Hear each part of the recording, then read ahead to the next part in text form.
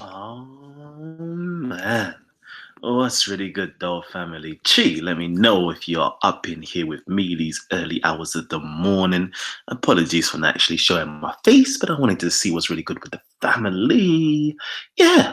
So, I'm actually gonna wait for you guys to actually come in and hopefully you guys will start flooding in real soon. I know I haven't actually given anybody any notice, but yeah, let's just do this, man, real quickly, real quickly. So, do you know what it is? Yeah, I'm just seeing a lot of craziness going on. A lot of madness taking place. Um, Somebody just sent me a video. I was going to start this video like a little while ago, but I didn't realize how mad everybody is at present. Like it's crazy out here. It's all crazy in the dunya. I'm going to get into that a little bit later on, but right now I'm actually going to share the link inside of the description box. So if you guys would like to come in and join in, please do. It's not going to be for long. We might be here for just underneath an hour or so. So yeah, please feel free to join in anytime you guys want to. The link has been posted. So yeah, we haven't been doing any shows, so it'd be great to actually get some shows done real soon. Of course, hit up the like button straight away, family. Hit the like button. Great topic. I don't think most can. It's a pissing contest with these characters, indeed. All right. So yeah, man. Like for me, yeah, I'm just kind of upset in life right now. I'm just mad upset in life. And what do I mean by I'm upset in life? I'm just listening to a lot of conversations, yeah, that it's real repetitive and boring nowadays. And I've been wishing and hoping that like real powerful conversations will start to arise. And yeah, of course, I could be the trendsetter and start off those types of conversation. But me, I'm just waiting for the right people just to come and just change up the mood and change up the environment and change up the feel of Speaker's Corner, change up the feel of Titans TV and so forth. Like I want that. Like it's easy for me just to speak about the things that I want to speak about. It's easy, right? I even get caught up in the madness and just dealing with like religious stuff because that's what people kind of like, or not even what because they like it. Like for me personally, there's like three. Okay, let me actually talk about this. Let me do actually, yeah, for real. Let me go into some Kemetic philosophy right now. Can I get into some Kemetic philosophy? Can I get some Kemetic philosophy in, baby? Yeah, I'm gonna do some Kemetic philosophy. I've been missing out on Kemetic philosophy for real, actually. And I don't want to hear anything. If you're going to come in here and speak anything, please allow me in it. Yeah, I just want to speak some Kemetic philosophy right now. So in our Kemetic philosophy, we have a concept called the nine bows, right? And I've showed it to you guys before. Like it's literally, oh, can I share my screen? Let me try to share my screen. Let me try to share my screen. Pictures are always better, right? Okay, the concept of nine bows. Let's see if I can do that with you guys right now. Nine bows, images. Let's see. Let's see. So we've got an awesome concept, okay, called nine bows. I would really love to actually see it in operation. Ah, here it is. But it's not a nice colorful one. I wish we can get a nice colorful one. Unfortunately, we can't. But anyway, the concept of the nine bows is basically this, right? There's usually like, different groups of enemies towards, a group of the Kemetics, basically, or the people of the African location, you know, East Africa, to Central Africa, to a bit of the Palestinian region, basically. So, anyways, there's a concept here where you basically hold these groups to account, right? You usually see the picture of the pharaoh holding the nine bows or the enemies. Let's see if I can do this. I always like to show a little bit of imagery and context to things that I'm speaking about. I didn't really have this planned, so it would be nice. Here you go. That's a nice imagery for it, actually. So yeah, over here you have the concept basically of the pharaoh, and then you have the concept down, and then you have the imagery little bit down here of the various different nation states, right? Who are the enemies to the state. And why they are the enemies to the state is because they tend to want to come in and dominate the area and suppress the people and have this era of supremacy and dominance about themselves. Okay, so it's usually the people, the surrounding areas. So you have like Nubians, you have Canaanites, Hyksos, all different types of groups of people that come in. Doesn't really matter about race as such, but I will speak on it from an ethnical point of view. And at present, I'm seeing there is a lot of, there is white supremacy, which is being dealt with already. Like we've spoken about white supremacy, it's something that's well known, right? There's something else called, Arab or Asiatic supremacy. And that's something that I've been dealing with for quite some time. But there's also something called, Black supremacy as well. Oh, look at that! Look, look, look! They say, "Oh, Callum, look, look! Can you not see that real quickly? Like the fingers look like he's doing, my rock on sign." But anyways, yeah. So yeah, there is white supremacy, black supremacy, and Asian or Arab supremacy. And when I say Asian, I don't mean Asian as like Asian. I mean like Asiatic, meaning Eastern. Supremacy that's going on, and most people don't even know that it's actually a thing that's taking place right now. Like, if black supremacy was really a problem at present, I would be speaking on black supremacy. If white supremacy was really a problem, I would be speaking on white supremacy. And some of you guys are going to be like, no, Callum, but there's something that's going on. And I'm like, yeah, maybe it is going on, but it's not really as impactful or detrimental at present, or a severe problem in our own vicinity. Like it might be happening over in America, and I feel for my American brothers and sisters out there who is underneath the thumb and suppression of that system. But over here, we have something which is very unique to the UK and Europe, which I would like to consider to be called Asiatic or Arab supremacy. And we've been speaking quite heavily. And one of the tools that they utilize for that supremacy is, a form of the religion of Islam. I'm not going to say it's the religion of Islam. It's a form of the religion of Islam, and it's an ideology that they utilize to, believe that they have a right to dominate the whole world and subdue the whole world, and everybody is the kafir, and everybody belongs to the Dar al-Harb or Dar al-Kufr, and therefore they're looked as less. And your role is to basically either convert them or take over their landmass. So we've been dealing with that ideology for quite some time now. And it's cool, it's fine. And I see a lot of people trying to defend, like, no, stop it, don't talk about them, don't talk. I'm like, wow, like it baffles me that you don't even see that there is a new form of supremacy, or not even a new form. It's actually an ancient form that inspired. Everybody talks about the transatlantic slave trade, and they're like, oh, the transatlantic slave trade was so bad.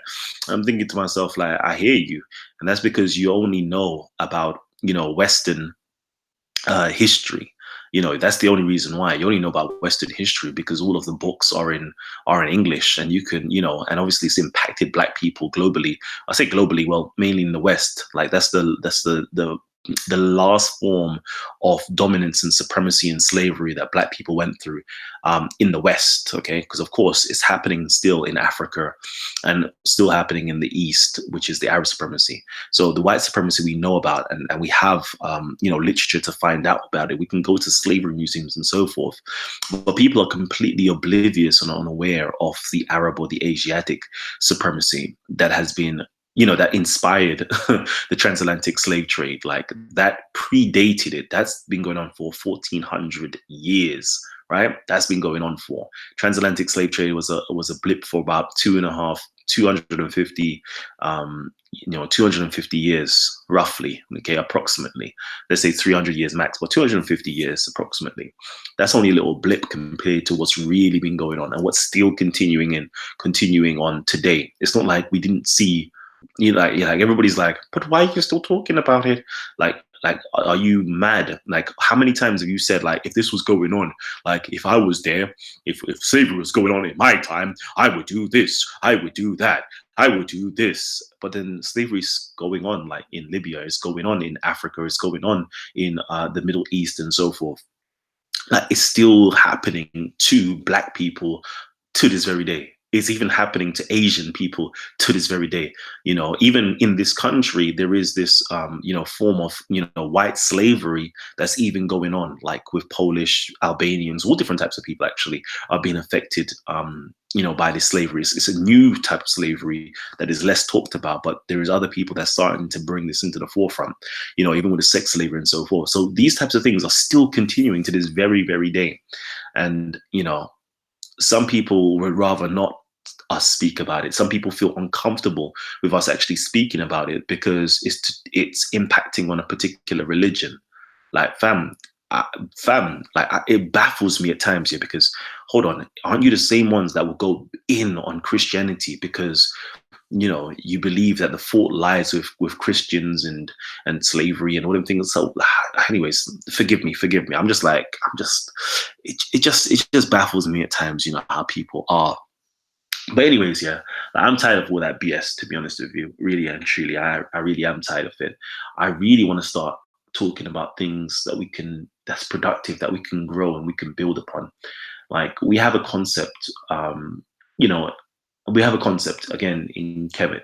Okay, I'm going to do a lot of African philosophy or Kemetic philosophy today, because I miss that. Like, I miss that flow of conversation of Kinetic philosophy, because the rest of it is a bunch of nonsense in my eyes. And what I mean by the rest of it is a bunch of nonsense, I mean the rest of it is not doing anything productive for myself, for yourself, and for everybody else. Okay, the only productivity that is taking place is uprooting, the bad, the weeds, basically, like the troubled shoots. We're uprooting that, and that's kind of like the first principle.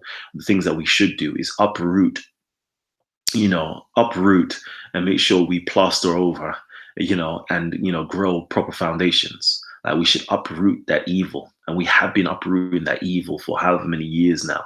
We've been uprooting a lot of evil, but I really do think it's time now to, grow like fruitful vegetation.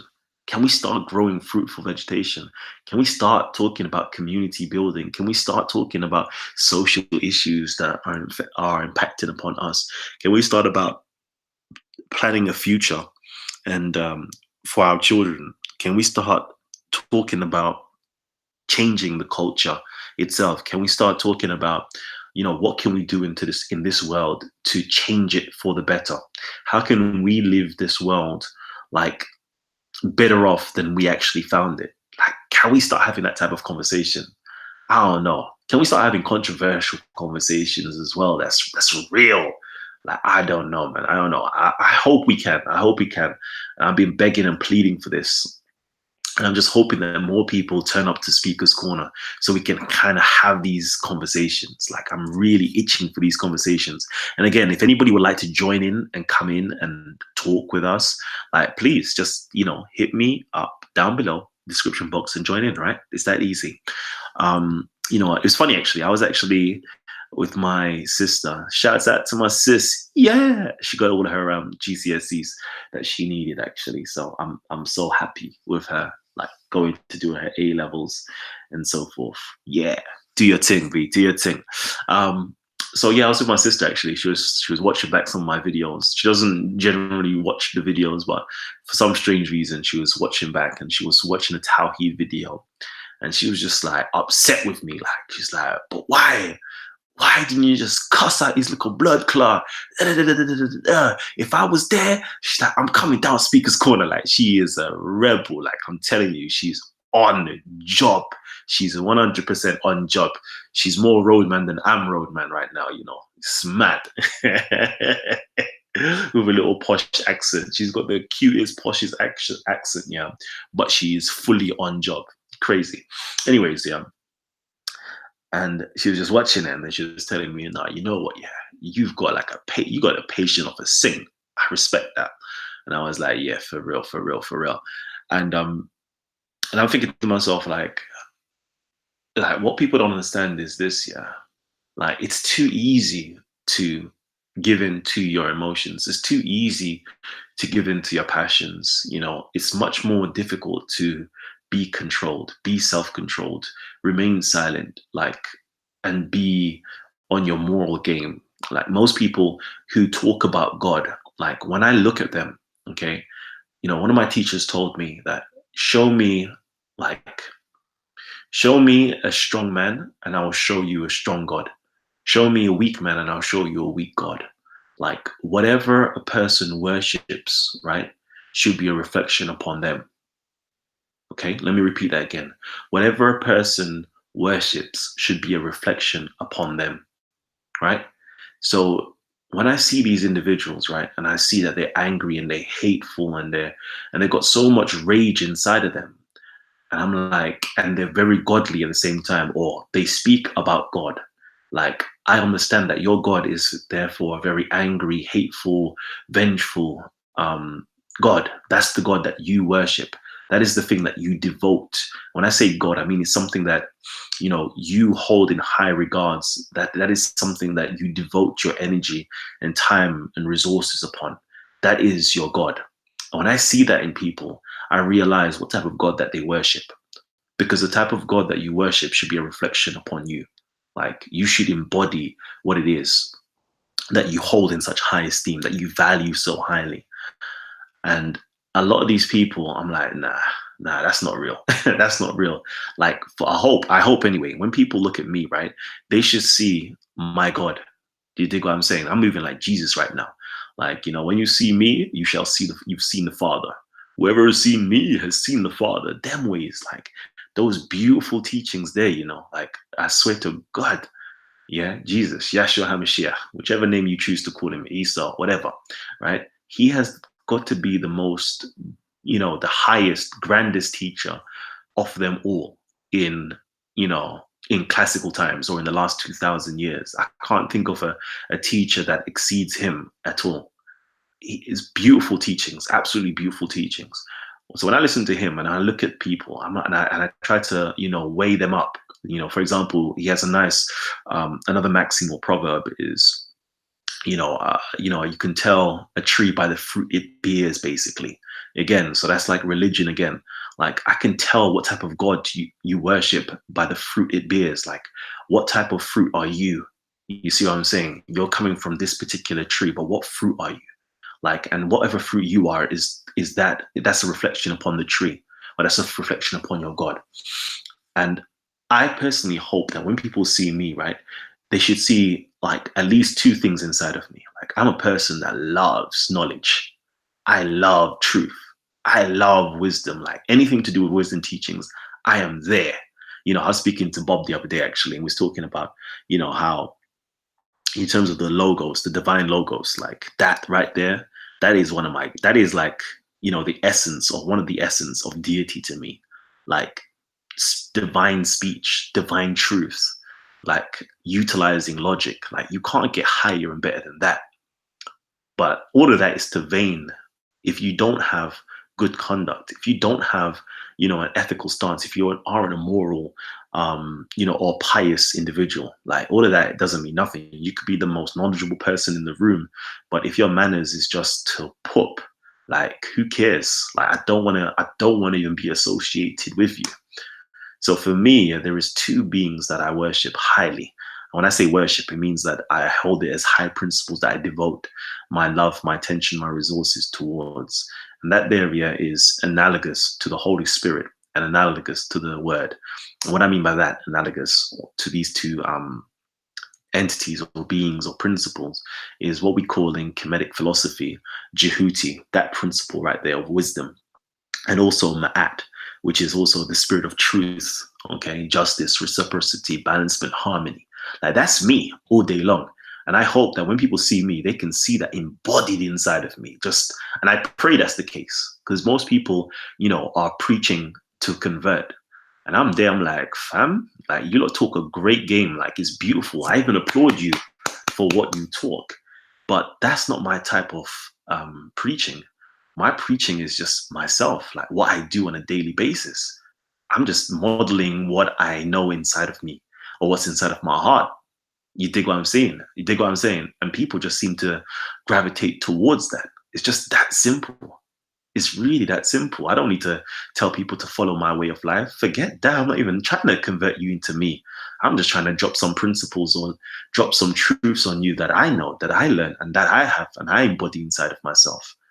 Simple things that I remember I was watching a little video, like show me, like, give me the evidence, like give me the evidence, like simple things as that, just sourcing your claims, like simple stuff. I'm trying to just educate people on, like, be critical thinkers. It's like you don't need to convert to a religion for that, baby. You don't need to convert. You just need to open up yourself and just start thinking. Stop being a sheep and stop believing in things, and stop listening to people and letting them, letting them command your life and rule your life. Be free. Free yourself, baby. Free yourself. Free your grass clock self. Allow it, fam. Because at the end of the day, if you believe in God, you're going to have your judgment day. Like, you're not going to be judged, based upon what next man told you to do and you followed and obeyed. You're going to be judged upon what's inside of your heart, baby. Come on, fam. Let's do this. So anyways, yeah. And that being said, actually, I was actually, hit up the like button, baby. Hit up the like button. I was actually going through some of my readings as well. And I found this very interesting actually. So right now I'm just going to I'm going to read out of some stuff from the, it's famed as the oldest book in the world. Okay, it's famed as the oldest book in the world. Now, let me get it actually. Let me actually share it with you. It's actually called, it's actually called the Teachings or the Maxims of Ptahhotep. Okay, the world's oldest book. Let's see if I can do that real quickly. Hey, man, like Harkeet in the building. Let me see if I can close this down. Yeah, close that down. Close this rubbish down. And let's quickly go here. World's oldest book. Let's see if it comes up. Oldest book. Maxims.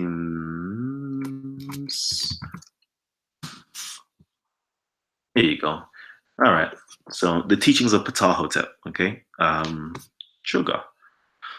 Anyways, let me actually do something real quickly. Yeah. So there you go. You got the Teachings of Ptahhotep. My goodness. Let me get it, baby. Let me get it. So yeah, you got the Teachings of Ptahhotep. Yeah, the world's oldest book. So let me get it back in. And in there, yeah, it's got some awesome stuff, yeah. So I'm going to give it to you here. It says, the beginning of the wise maxim spoken by the hereditary noble, the prince, the father of the god, the beloved of the god, the eldest son of the king, of his very body, the judge of the 6 law courts, the arbiter who causes contentment throughout the entire land, the mayor of the city, the vizier Ptahhotep. Okay, and this one here is so beautiful. It says here, to teach the ignorant about knowledge. Like, I love that. To teach the ignorant about knowledge and about the principles of good conduct. That's like the two things. Like, people ask me, like, what is Kemetic philosophy about? And the best answer I can give to you guys is this. It's a system that produces excellent moral conduct and excellent reasoning ability. I like that. I just made up on the spot, right? I just made up on the spot. Yeah. Kinetic philosophy, yeah, is a system that produces excellent moral conduct and excellent reasoning abilities. Yeah, that's it. Like, that's all it's about. Yeah, it's to improve you as a moral person. Okay, and it's to improve your ability to actually reason. Okay, it feeds you and supplements you with knowledge and wisdom. Anyways, yes, things such as are profitable to him who will listen, but a source of sorrow to him who disregards them. Thus he spoke to his son Ptahhotep the younger. So anyways, right now, like, listen to these things, yeah, because it's very profitable to you if you will only but listen. But it's also a sorrow for those who actually disregard them. So, if you don't want to listen, like, if my mama used to say, if you don't want to hear, you must feel. All right. So it's nice. Listen to it, but if you don't listen to it, you're still gonna be able to listen to it because you're going to feel the reason why you shouldn't listen to it. Anyways, it says here, thus he spoke to his son, Ptahhotep the younger. Do not be haughty or proud because of your knowledge. So another thing, yeah, that really struck me with this, because enough people will be like, fam, why do you even talk to these people though? Why do you even talk to these people? Like, they're not on your level. They're not on your level, fam. Why do you even talk to them? I'm like, fam, the reason why I talk to them is this, because like I'm not a proud person, like in that respect, in terms of my knowledge or based upon my knowledge. I am a proud person. I won't lie to that. I'll testify to that. But in terms of my knowledge, like I'm all right, fam. I'm not gonna, like a lot of the times I see people at speakers corner doing it. Remember, it used to irk me watching Muhammad Hijab, yeah, do the whole Arabic game. And I see certain people doing it. I'm like, fam, that hurts me, fam, because you're placing your knowledge, yeah, and you're trying to belittle people based upon the knowledge that you do have. That irks me. Right. So, anyways, yeah, don't be haughty because of your knowledge, but take counsel with the unlearned man as well as with the learned. For no one has ever attained perfection of competence, and there is no craftsman who has acquired full mastery. Good advice is rarer than emeralds, but yet it may be found even among the women at the grindstones. I love that. That right there, that reminds me of some biblical verses right there, but that's beautiful. Now, this is from Ptahhotep. This is one of the world's oldest books. This is written roughly around 2600 BC. So roughly about almost just under 5,000 years, I would assume. So roughly around 5,000 years ago, like approximately, just a rounded figure, these words were written. And I think they're just so beautiful, so, so beautiful. And I will never leave these types of words here for anything else. Like, it just resonates with my heart so much.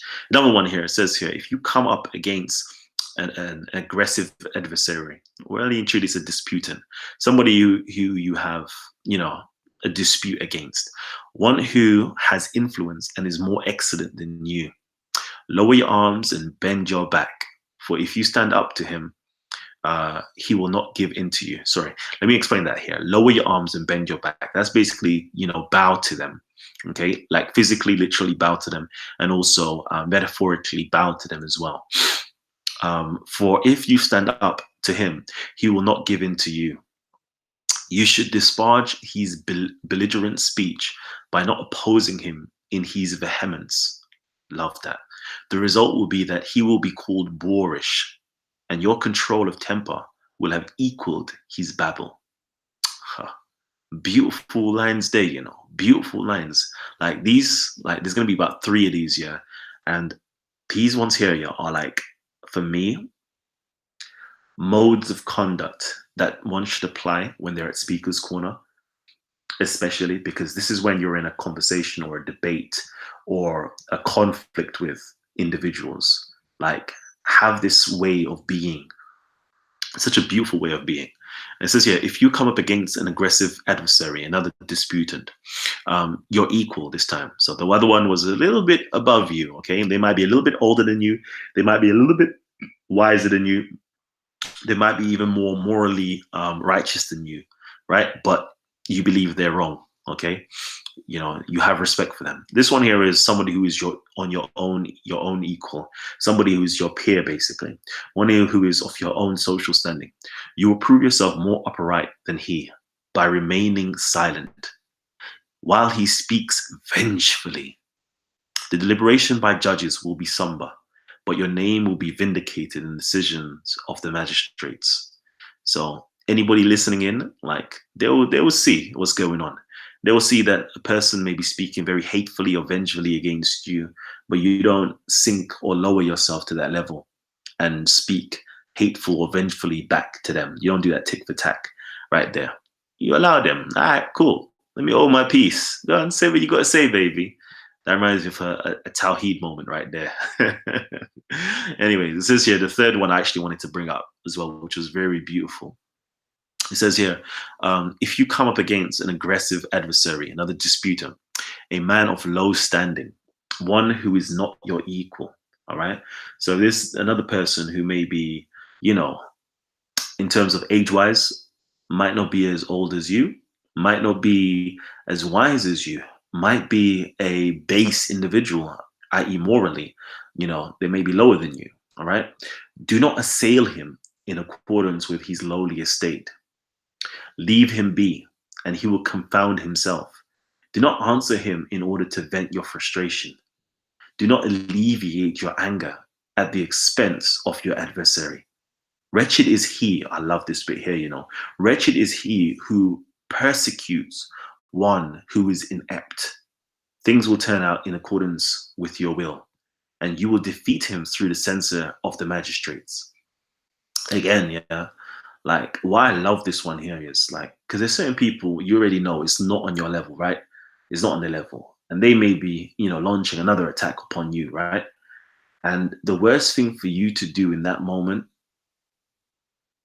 is to launch an attack on a person who you know is not your equal, who you know is not mentally on your level.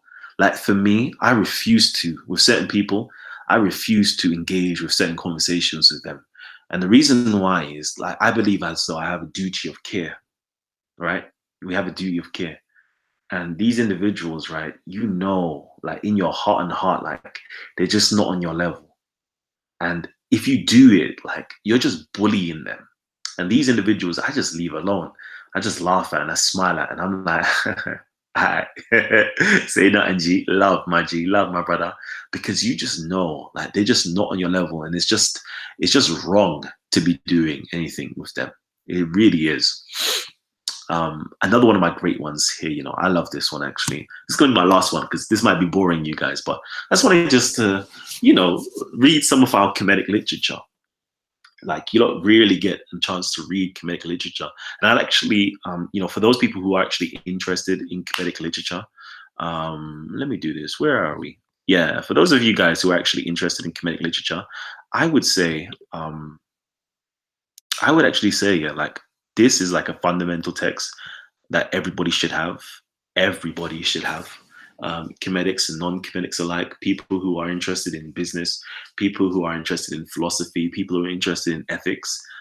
This is an absolutely awesome book to actually get. I'm pretty sure you can get it real cheap, £5 or so. It's not very big. It's got about 40 different maxims in there.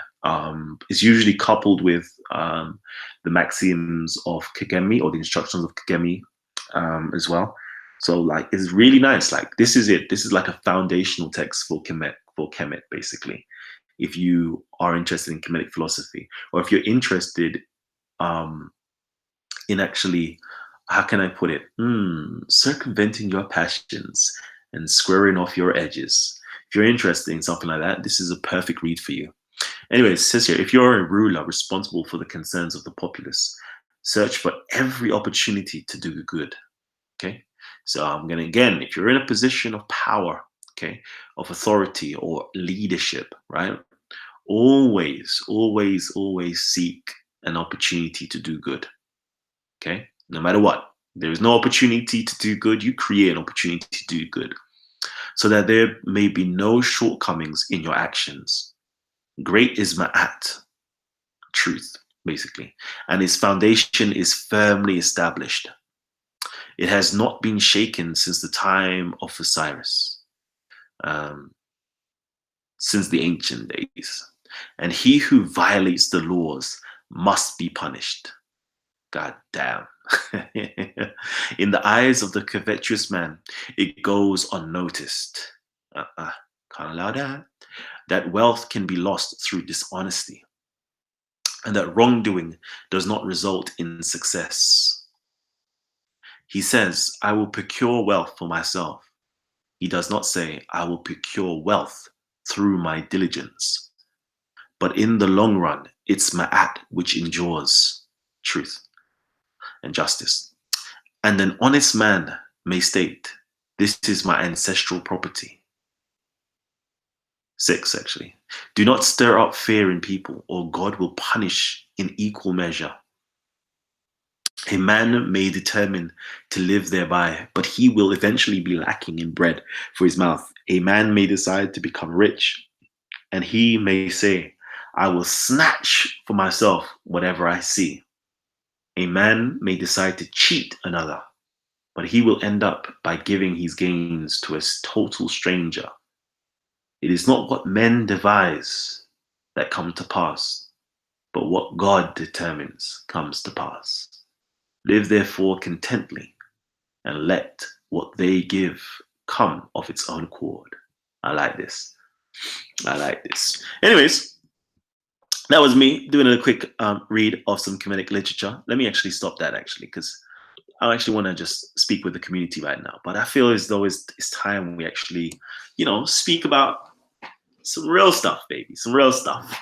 Um, Let's see. Oh gosh. Okay, let me actually share my screen again because we've got Angela Minogue showing that love. Okay. Any messages? It says here, sending you love, Callum. I binged. I have binged watch while you are getting so much hate. I saw people threatened by your spirit, and I want you to know I am with you all the way. Love. Oh man, that's my queen right there, Angela Minogue. What's really good, family tree. Thank you for your support. It's absolutely beautiful. Love it. Let's quickly see. We got James SC says, academic screeching. I don't think you would be on time, Stephen Speaks Corner stuff so much. I thought you were okay. I thought it was going to be something proper. All right. Time TV attacking.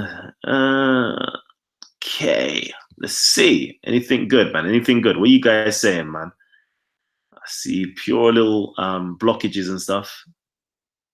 Pure blockages. But yeah, if you don't got anything good to say, like anything positive to say as well, because I know we got a lot of trolls that frequent Titans TV. But if you don't got something productive to say, come on, man, say something productive to me. Again, there is space. There is space on here. So if any of you guys would like to join us, right, it is right here. There's the Hangouts link right there. Come and join us via that means, and of course, you can join us. Do this, right? Yeah, you can come and join us. Those 2 ways. Come on. Full moon on the 26th, 3 degrees in Pisces. I thought, is it me or is there a full moon tonight? I was looking out, right? I actually wanted to go out for a walk because it looked as though it was a full moon. And I really wanted to soak in that energy, to be honest. I'm obsessed with meanings, words, etymology, and I see how Callum chooses his words from his heart. Love, Queen. Keep speaking about Kemet, bro. I want to learn more. It's fascinating. Ask some questions. My kids are pretty good. They hardly swear at me that much. Hey, I love you, Hey, Answer, you're the man. Absolutely love that. Absolutely love that. Let's see. 6 Hebrew gematria of the name of God. Kalam, what do you know about Amir ibn al-As? Al-As? I think you're saying Al-As there. If that is who I think you're talking about, he was the governor of Egypt. Well, actually, yeah, he was the governor of Egypt roughly in 640, 641 in the Arab or the Islamic Arab expansion.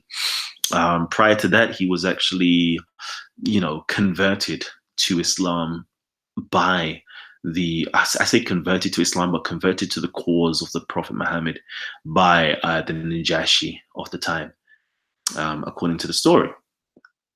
But yeah, talk to me, family, man. Let's get some real good stuff in today. I would love for you guys to come in and join us. Okay, we've got Jordan in the building right now. Anybody else would like to come in and join us? Let's talk some real talks, baby. Let's talk some real talks. Let's get it. I can see my text and Callum screen share. Yeah, buddy. I'll even make it a little bit better for you guys. So anything that you guys want to say, it will be right here. Lo, still waiting on your ways to make money show. Oh, man. Should we do that? I think we should do all right, this is what we're gonna do then. Yeah, if you're waiting for that show, I think first of all is to get some reading up. So I would say everybody should go and read or purchase Rich Dad Poor Dad, the first one, right? Rich Dad Poor Dad, for anybody who would like their minds to get altered and get on track into making money. That book there kind of opened me up sweetly and nicely, certain books, changes your paradigm. It's like a paradigm shift. When we're grown up, we were grown up.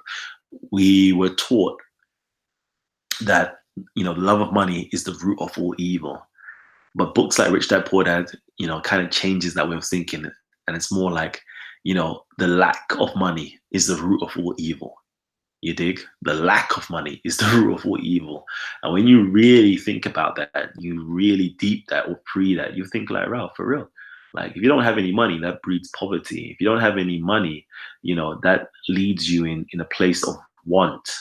And being in a place of want can actually corrupt your integrity because you may do anything for money at times. You dig what I'm saying? So it's not the lack of money that is the root. It's not the love of money that is the root of all evil, or money is the root of all evil. It's the lack of money that is the root of all evil. And of course, the lust of money is definitely a point of evil.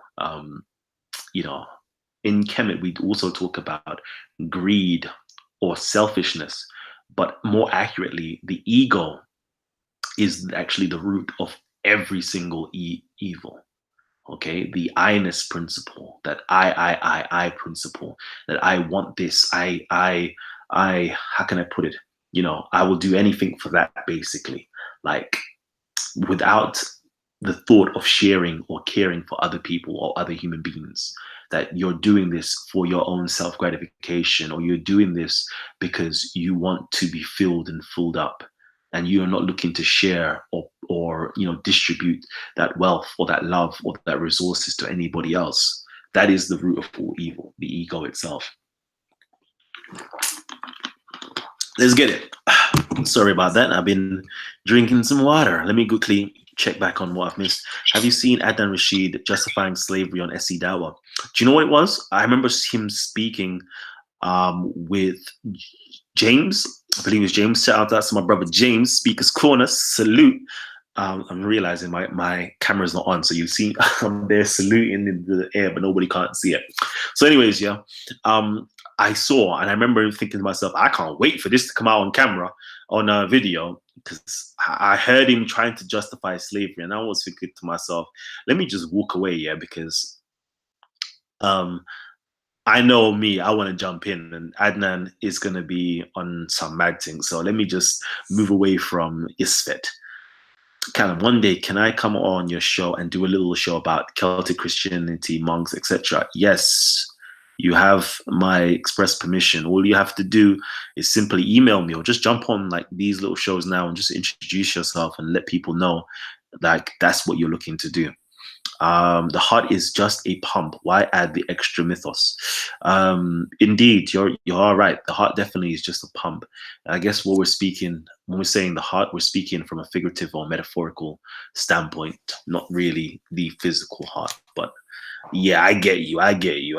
But a lot of Kemet, again, just to justify that a bit more, a lot of Kemet, we know how to distinguish between mythology and reality. Although one could argue that the mythology is the reality, it's just the level of perception that differentiates the one from the other. So yeah, I'm feeling you, my brother. I'm feeling you. Don't get it twisted, family. I'm feeling you. But there's just levels to it. Let's quickly see. Who else have I missed? Times TV question. Can you recommend any books on the Arab slave trade? Also, were there any Islamic undertones? Yeah, of course there were. Let me quickly get this for you.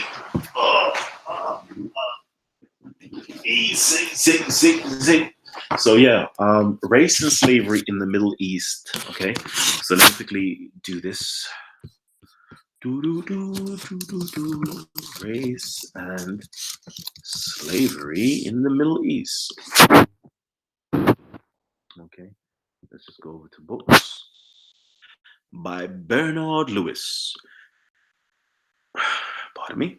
So right here, this book here is a book that you should all have, right? You should all have,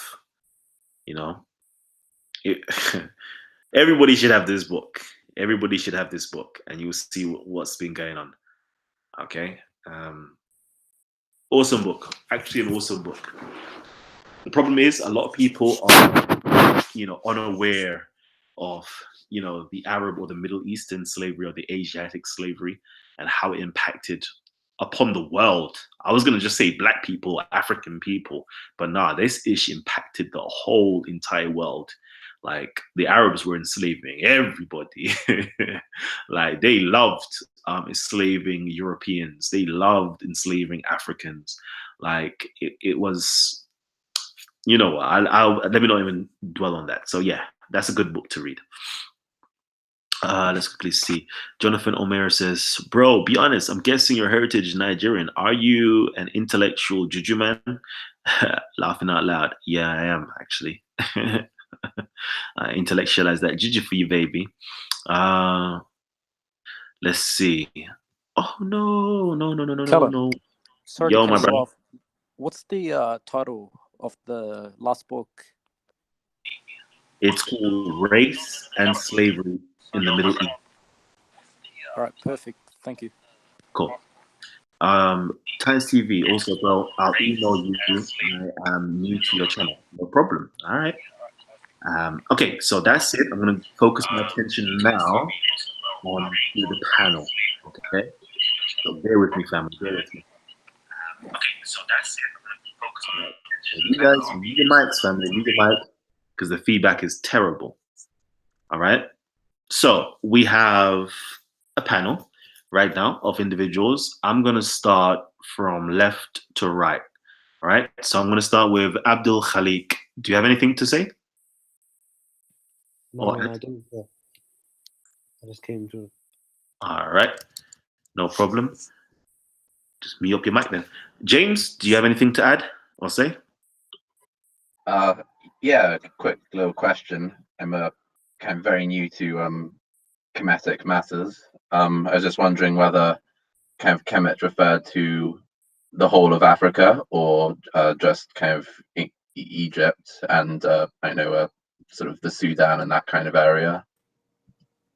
Yeah. So ancient, when we're talking about it in its actual context, when it was utilized, however many thousands of years ago, you are literally speaking of the landmass area from as far. Let me do this. Ancient. Oh no, I'm not even sharing my screen, am I? So let me just quickly do this. Ancient Egyptian Empire. See if that will come up. Perfect. That's nice. Okay. So yeah, so the ancient Egyptian empire, when we're talking about Kemet, really and truly, we're speaking about anywhere from Somalia region, all the way up in, Ethiopia a little bit, Sudan, Egypt proper, the Sinai region, Palestine, Syria region as well. And it also actually went into Arabia as well. It's not actually on here, but it's Arabia region as well. All the way up, all the way up here, all the way up into I even know, what do you call that? The Caucasus Mountains, them type of regions there. And then it goes further westwards into Libya, into Chad, and there's another country down here somewhere. That's the whole Kemetic region in its ancient time. But today, like how we use it in a modern scale, we tend to say Kemet. So we have to distinguish between the ancient usage and the modern usage. So the ancient usage is literally, Central East Africa, all the way into Arabia and so forth. But in modern, how we use it in modern context, we're really talking about Africa in general. Okay, gotcha. All right. Jonathan.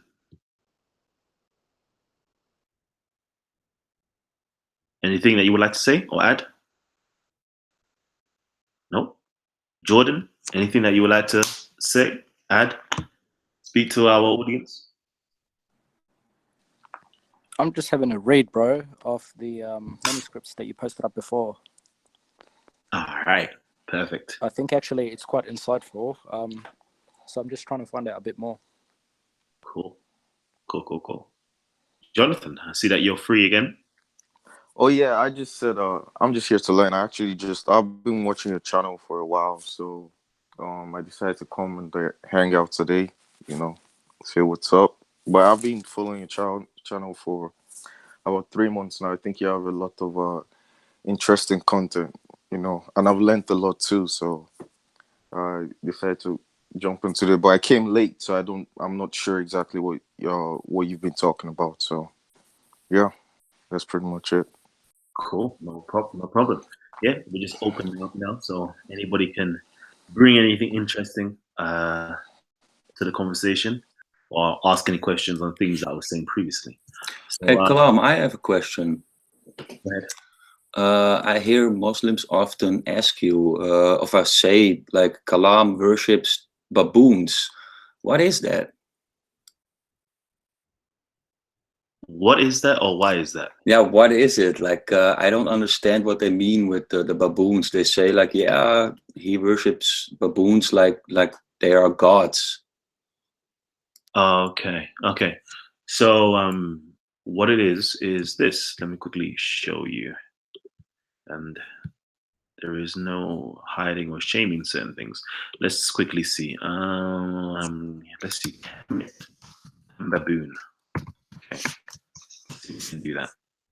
Okay. So over here, let's see.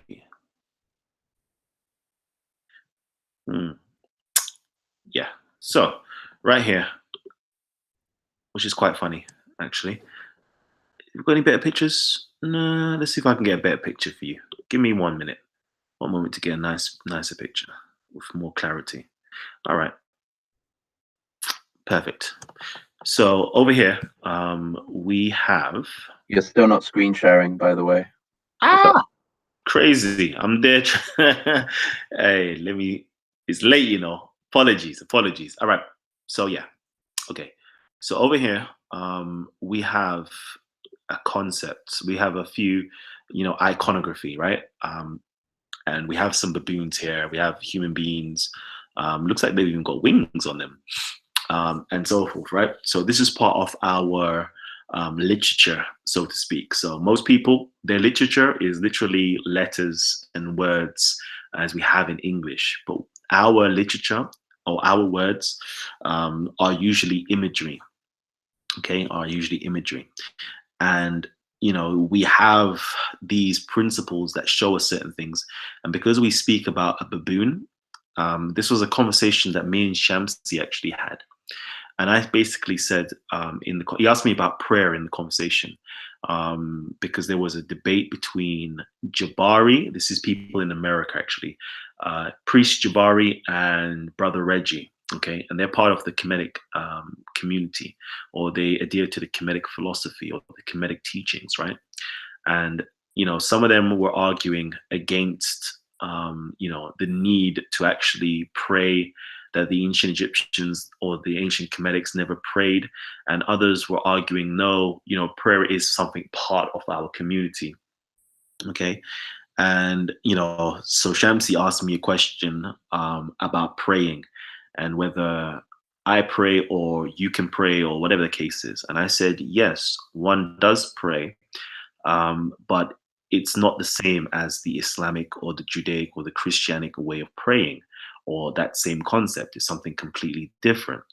And in that conversation, I also said, in order for one to pray, okay, one must become, okay, not worship, but one must become a sacred baboon, okay?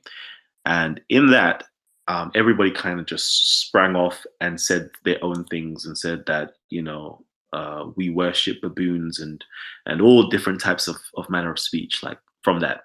And the reason why I actually stated that one has to become a sacred baboon is that one has to be initiated in a school of thought, and that school of thought is called Jehuti. This might lose you. I apologize if this loses anybody, okay?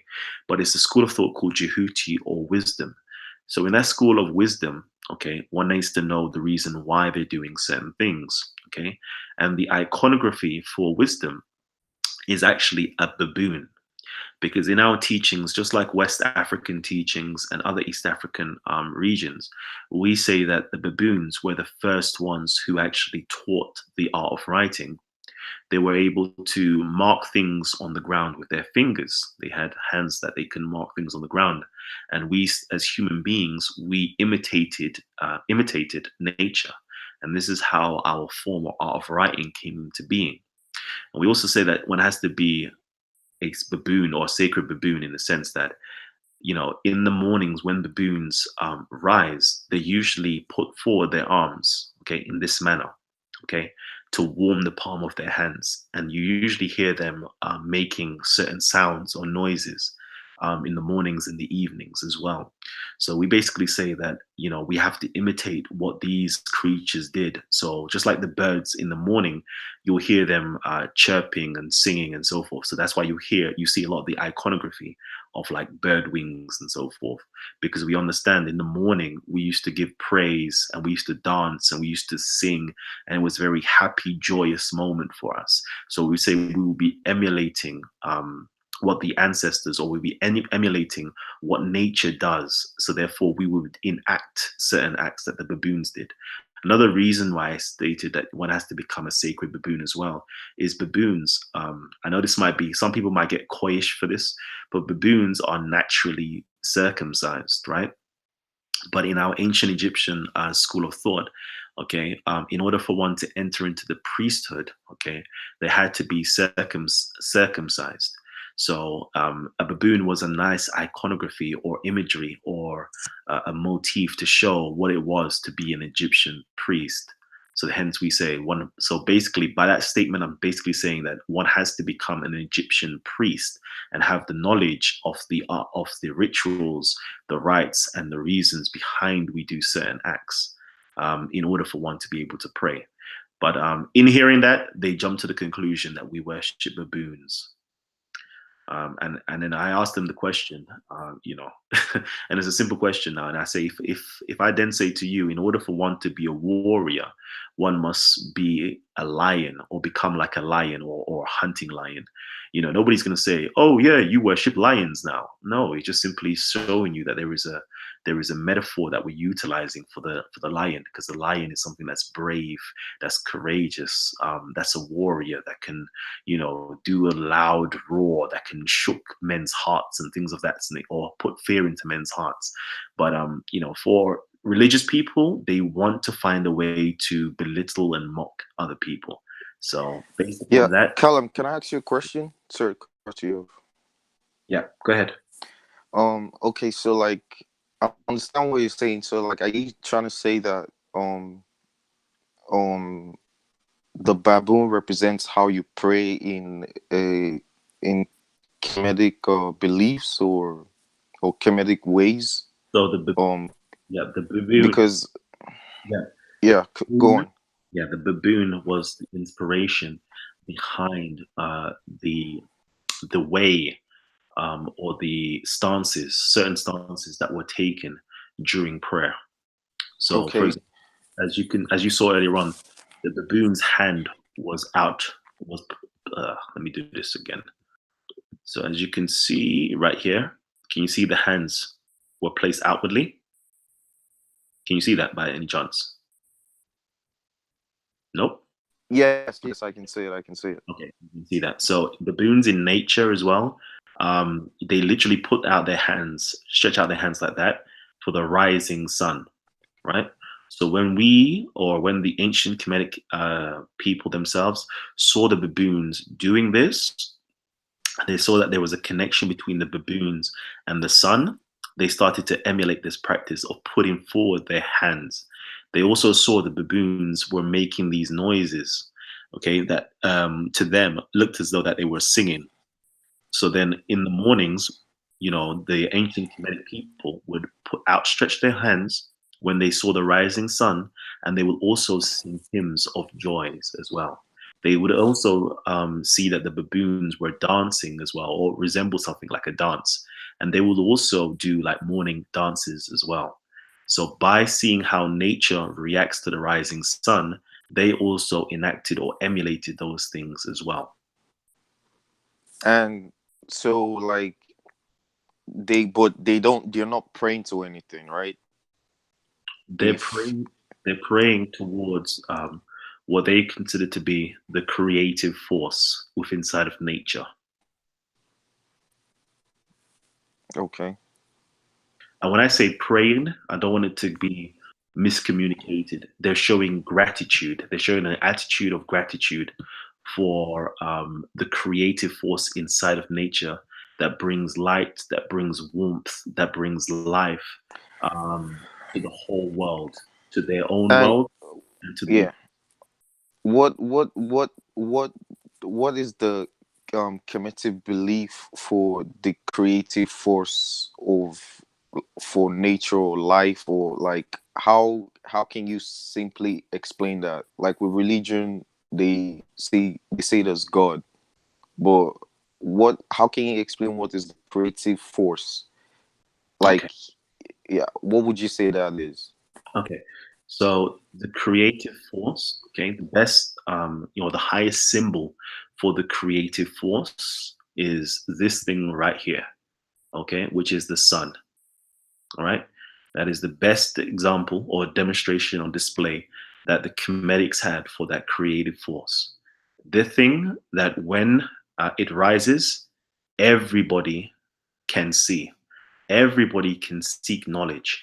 Everything is lit up. Everything is warmed by it. Everything is nurtured by it. Everything is given its provision by it. It controls time. It controls your lifespan. It controls everything basically.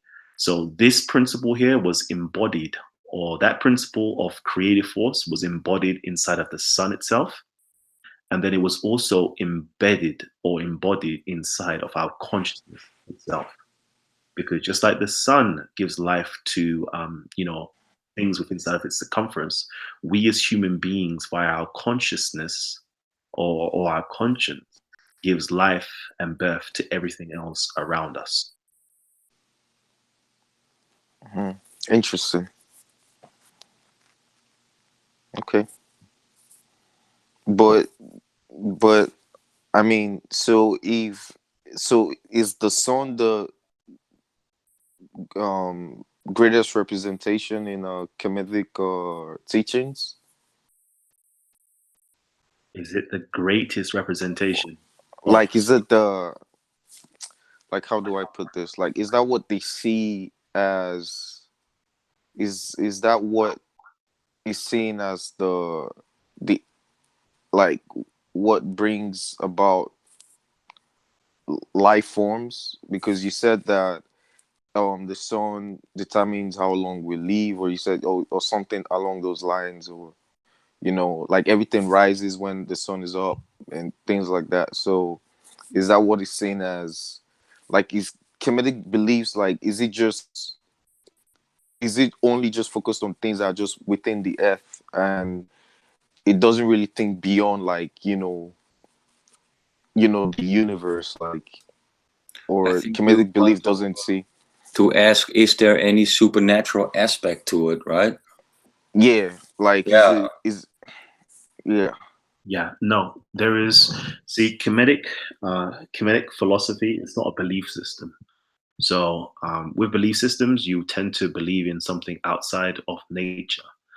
Kemetic, uh, you know, philosophy is to do with things within inside of nature that we can know. So Kemetic um um system doesn't look at anything beyond the earth. It doesn't really like, it can't comprehend, like, science says, oh, there's Mars, there are other planets, the moon, or just, but Kemetic belief just looks at things that, like, you can visibly see, smell, touch, or is that all that it focuses on? So again, And yeah, like, what would you say about, like, okay, like, oh, asteroids have been on the earth? Oh, it obviously came from outer space, or it came from space, sorry, and came to the earth and hit the earth. But that's not something that, I don't know, like, that, I don't know, is that also considered, like, other things that are not of the earth? Like, you can argue, obviously, like, the sun is not on the earth, but you can see it. So you're like, okay, I can see this. So it's part of us, it's part of the earth. But like, does it focus on other things that are beyond the planet Earth? Like, do you get what I mean? Yeah. So it focuses on everything inside of the universe. Does that make sense? Everything inside of the universe. Everything inside of the knowable universe. That's what it focuses on.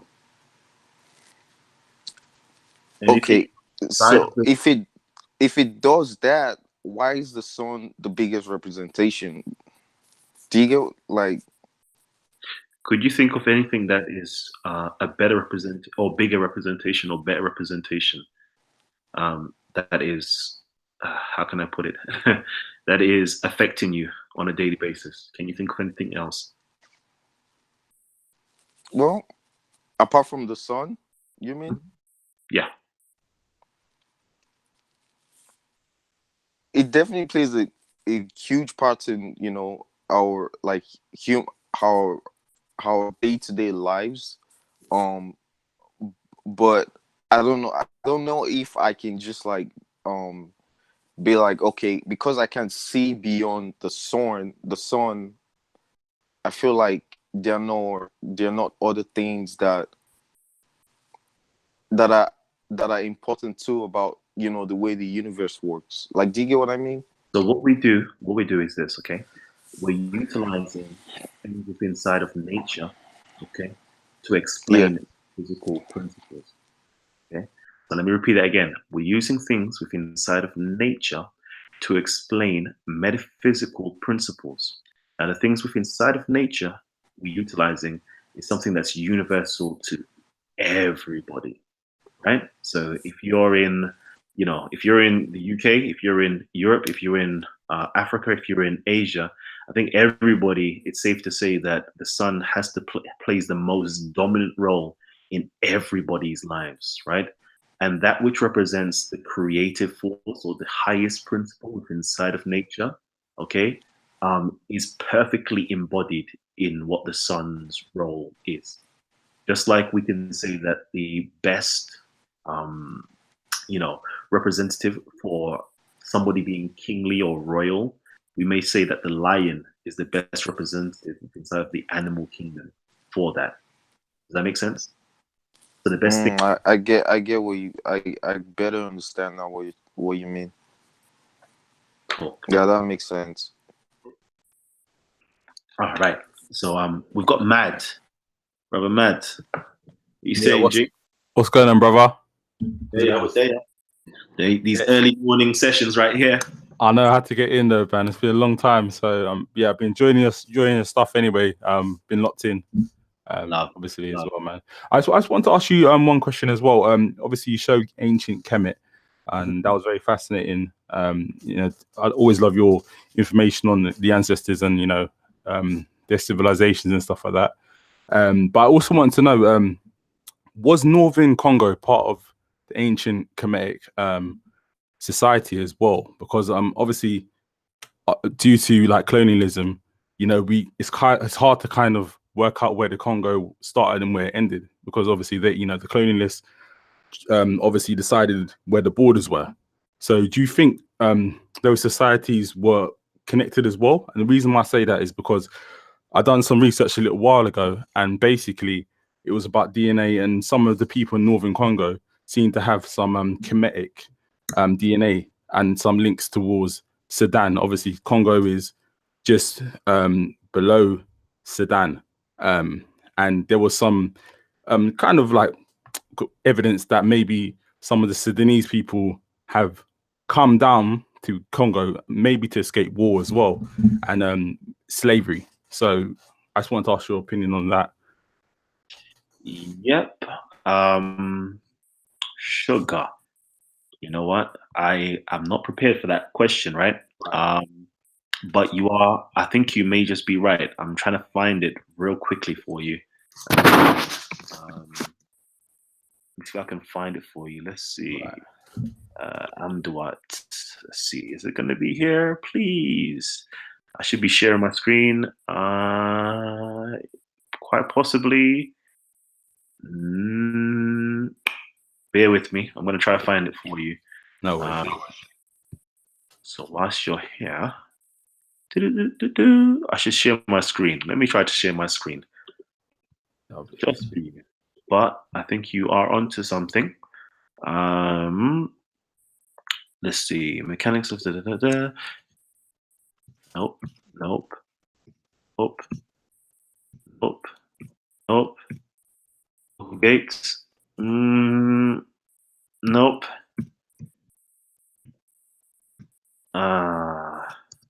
Okay, so I can't find it right now, but yeah, you are onto something. Yeah. I'm trying to remember the name of this book here so I can give it to you. Oh, fantastic. That ties it in. So real quickly, I will just kind of give you a roundabout answer right now. Right. So right here, you've got Congo, but let me just zoom in. Okay. So yeah, sugar. So yeah, so all this area specifically though, why is it not going in? Zoom in, zoom in, zoom in, zoom in. So in this book that I actually wanted to link you into, right?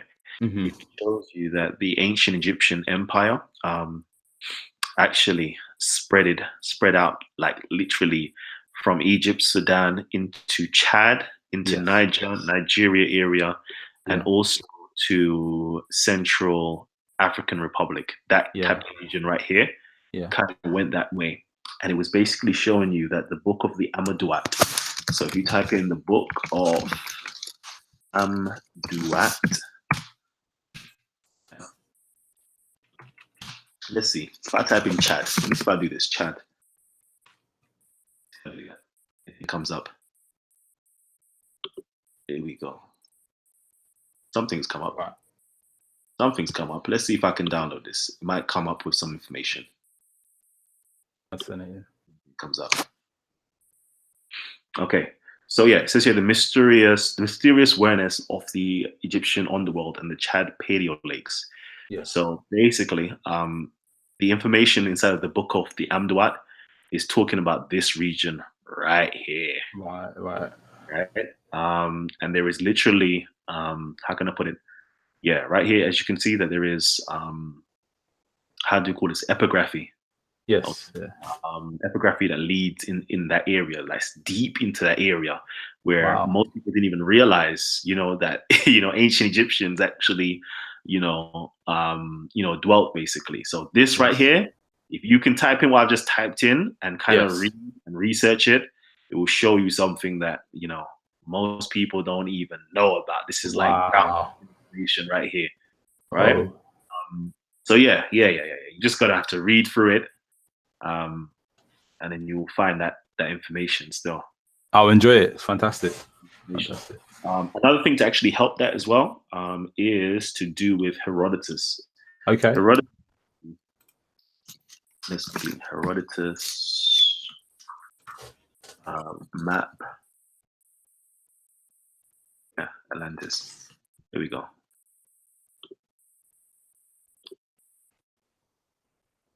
So yeah. Basically Herodotus actually speaks about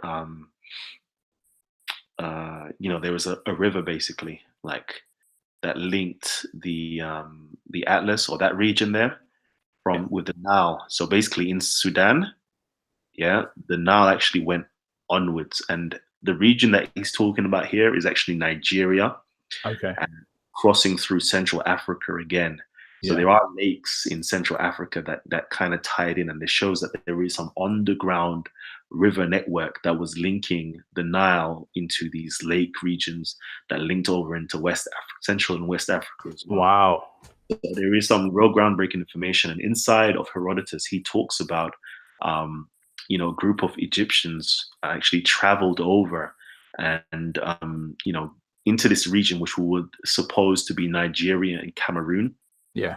Actually took some pygmies and transported it back into mainstream Egypt. Wow. And also had them in Egypt basically. And it was kind of a thing of wonder because they believed that these people were, the gods basically. Like the Western region was the land of the gods basically. Wow. That's there's amazing. a lot of information that's out there, Yeah. but you kind of put it together. And there's Exactly. authors that are actually doing this work. So Wow. yeah, this work right here, please, like, what did I type in? Book of the Amduat Chad, and then you'll find the Journal of Ancient Egypt Interconnection, and you Wow. can Okay. get more information. I wrote that down anyway, so I'm gonna check it out. So that's fantastic. Lovely. Cool. Cheers.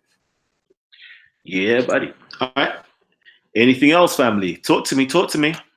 Yeah, just quickly as well. So I'll just ask another question. I don't know if you know anything about this as well, but yeah, I've been looking into the Swahili tribe, ancient tribe, and that's one of the from what I know anyway, one of the biggest tribes in from what I know, stretched from like the Congo all the way to like East Africa.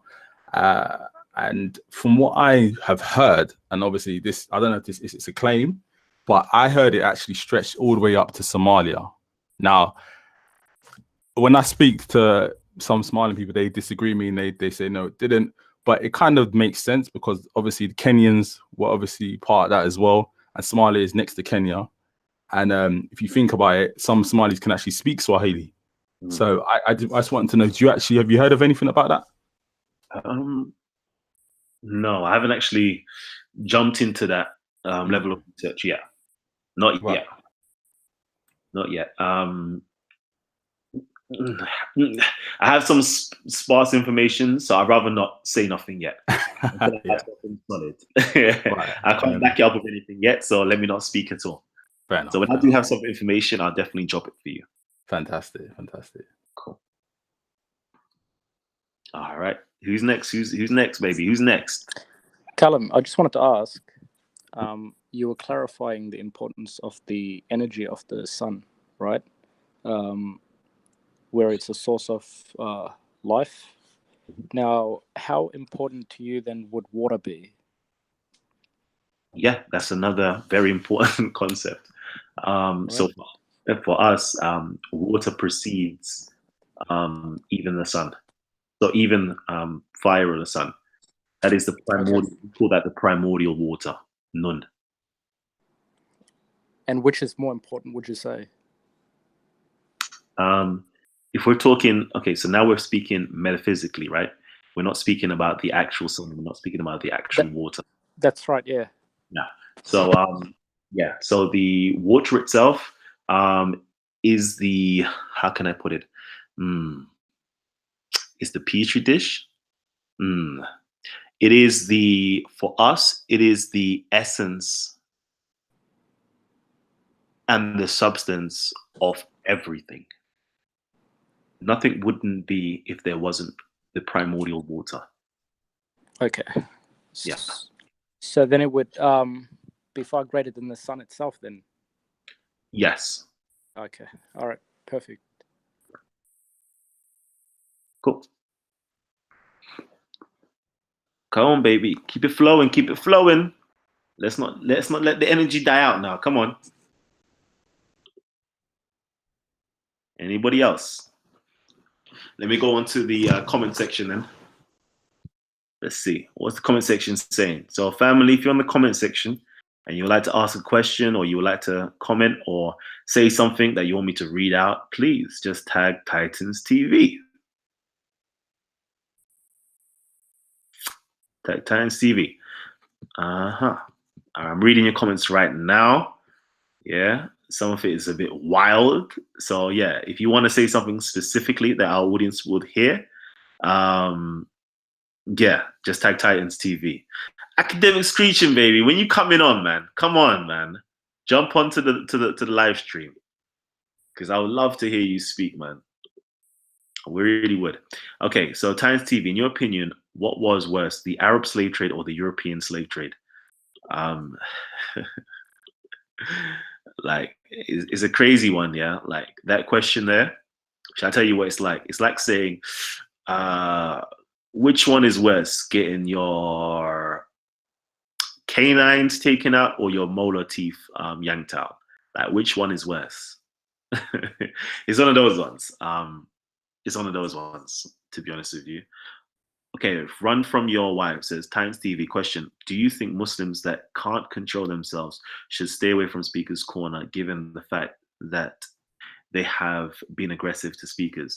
I think anybody, anybody, regardless of religion, race, creed, whatever, if you can't control yourself, okay, and you're there and you're easily wound up and you want to, fight other people or intimidate other people or make other people feel uncomfortable, Speaker's Corner is literally not the place for you, right? It's literally not the place for you. Let's see. Times TV. I've been talking to a woman from South Africa and it's getting really bad out there. Yeah. You know what? I need to watch some more documentaries or videos on South Africa. I've watched a few, but I don't think I have enough knowledge to even, weigh in on it at present. But Free State UK, you know how you always do. Just drop me some links, yeah, and just keep me up to date so I know what's going on. And then I can really properly weigh in on it. By the way, Callum, speaking of, I know, Speaker's Corner, were you around for kind of at night when kind of it sort of all kicked off because someone heard someone else calling someone a monkey? Yeah, no, I wasn't like I had the feeling I had the feeling that the energy was a bit sour. I can taste it in the air, and I decided to leave. I decided to leave, and I guess about 10 minutes later, this all kicked off. So no, I wasn't there at the time. Yeah, it's probably like the sort of first kind of violence I'd seen at Speaker's Corner, because quite often, like when there's like a scuffle, it kind of gets broken apart instantly. Whereas this, like, the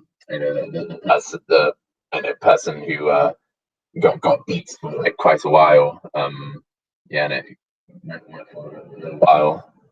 It's you'd be mad. Yep. I don't know if any footage is going to come up on CME of it or that sort of thing. Maybe not. I'm still waiting to see, because I heard, it was certain like major figures were getting involved or were heard screaming out loud and things of that nature. But I heard that everybody was getting their punches and kicks in, and yeah, that's just What? So was anyone seriously hurt or? You know what? I'm gonna let James answer. As far as I know, the person who was being beat was one person that was being beaten on, because Really? was stated was deemed to be racist. So I think everybody kind of jumped on him. I wasn't there, so I'm just hearing. I'm relaying back. I'm just gonna make this clear. I wasn't there, so I do not know. I'm just gonna relay back information that I heard. That kind of a lot of people. There was a whole group of people that was punching and kicking him. His t-shirt or shirt was ripped, but his face, when he came back into the corner, I think he gave a speech on COE. He seemed to be fine, but again, I wasn't there, so I don't know the full extent. James, was that a discussion between you and Adnan Rashid? Yeah, it was caused indirectly by me and Adnan Rashid talking about slavery. Kind of the person who got beaten up was kind of like getting irritated with Adnan for what he saw as downplaying or whitewashing or kind of sugarcoating slavery that happened in East Africa, kind of slaves being kind of taken towards the sort of Middle East, and then as a result, kind of some other person in the crowd kind of, I know, maybe asked him to stop or something like that, and I know apparently he said to that person who was a Somalian, like kind of I know called him a monkey, and then Hussein, who I'm not sure if you know, but is a sort of a big kind of a convert to Islam, kind of chased Kalam's friend. Yeah, chased him and like kind of sort of tried to kind of got really angry and said, like, I know, said something like, if you weren't Muslim, I'd be beating the shit out of you. Kind of what gives you the right to call him a monkey? and this guy who he said he was actually Ugandan himself, but he kind of looks sort of slightly ambiguous race, like possibly mixed race, and he was like pretty hyped up, and so the first thing he said was like, yeah, but like that was, and then like as soon as someone heard like that, he was like answering in the affirmative to where he had just kind of called this Somalian person a monkey. Kind of several people started hitting him, and yeah, it lasted a while. But I didn't hear that he went back to sort of give a report to COE. I didn't know what happened after that, and it was so dark that even though like you could see the whole crowd like going around and like sort of quite a lot of people trying to either break it up or get in between, and then many other people trying to like get their punches in. It was so dark that you couldn't really tell what was going on or how bad it was or that sort of thing. But yeah, so that's what happened basically. Wow. Hussein. All right, let me quickly go to the comment section because I know there's a few people who've been asking questions. Shout out, actually, let me do a shout out. Shout out to Rich LK for donating. Give thanks, my brother. You're helping us to continue our works. Indeed. I might just have to, the more you donate, I might just have to put back on my, what's that thing called again? My Adobe Premiere Pro and release some videos, You're actually helping me out. Love for that. Okay, how important, let me make sure it is. Okay. Yeah. Okay. James Miller says, how important is it to how important is it to West African spirituality systems, knowing that this is more likely what we had before the slave trade? How important is it that oh shit, I don't even understand this one. How important something West African spiritual systems, knowing that this is more likely that we had before the slave trade? Very important. Very important. As if we are in the Caribbean or America or England, we most probably were part of the, sorry, if we haven't come directly from Africa itself, we most probably were descendants of West Africans who were enslaved. So West African spiritual system is very important. And, for those people who are interested, they should really try to ground themselves in the culture and the spiritual system itself. Not saying that you need to practice the spiritual system or the culture, but try to ground yourself and realize that's part of your heritage and part of your history. Even if you're, for example, if you come from mixed heritage, it's always good to learn about both or the multiplicity of sides where your ancestors came from. Yeah, pay homage to your ancestors. The Bible has a very, awesome dictate, and it says here, honor your mother and your father for your days to be long. So in that being said, honor them, honor your ancestors by actually learning about where you're from, who they were, what great things that they did, and what did they add to civilization itself. So yeah. Just Callum, just to add to that, yeah. Do you think that's a problem though? Because to be honest with you, like my family are from Ghana, right?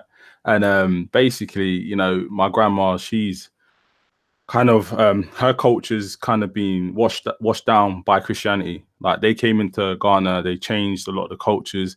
They washed out, they literally destroyed villages and libraries and all basically all of the cultural greatness of the country. They literally destroyed it and reshaped it in their own view. So basically, a lot of the people that are in Ghana now are Christian, and the traditional cultures that were there aren't there. I mean, they're not even taught about the slave trade in schools. It's almost like that was part of their way that they were going to get freedom. They're not allowed to teach about it, what actually happened, the real story. So it's almost like a lot of the people that are there in Ghana, in Africa, are actually confused about the reality of their history, and they've been taught to eradicate it from their societies.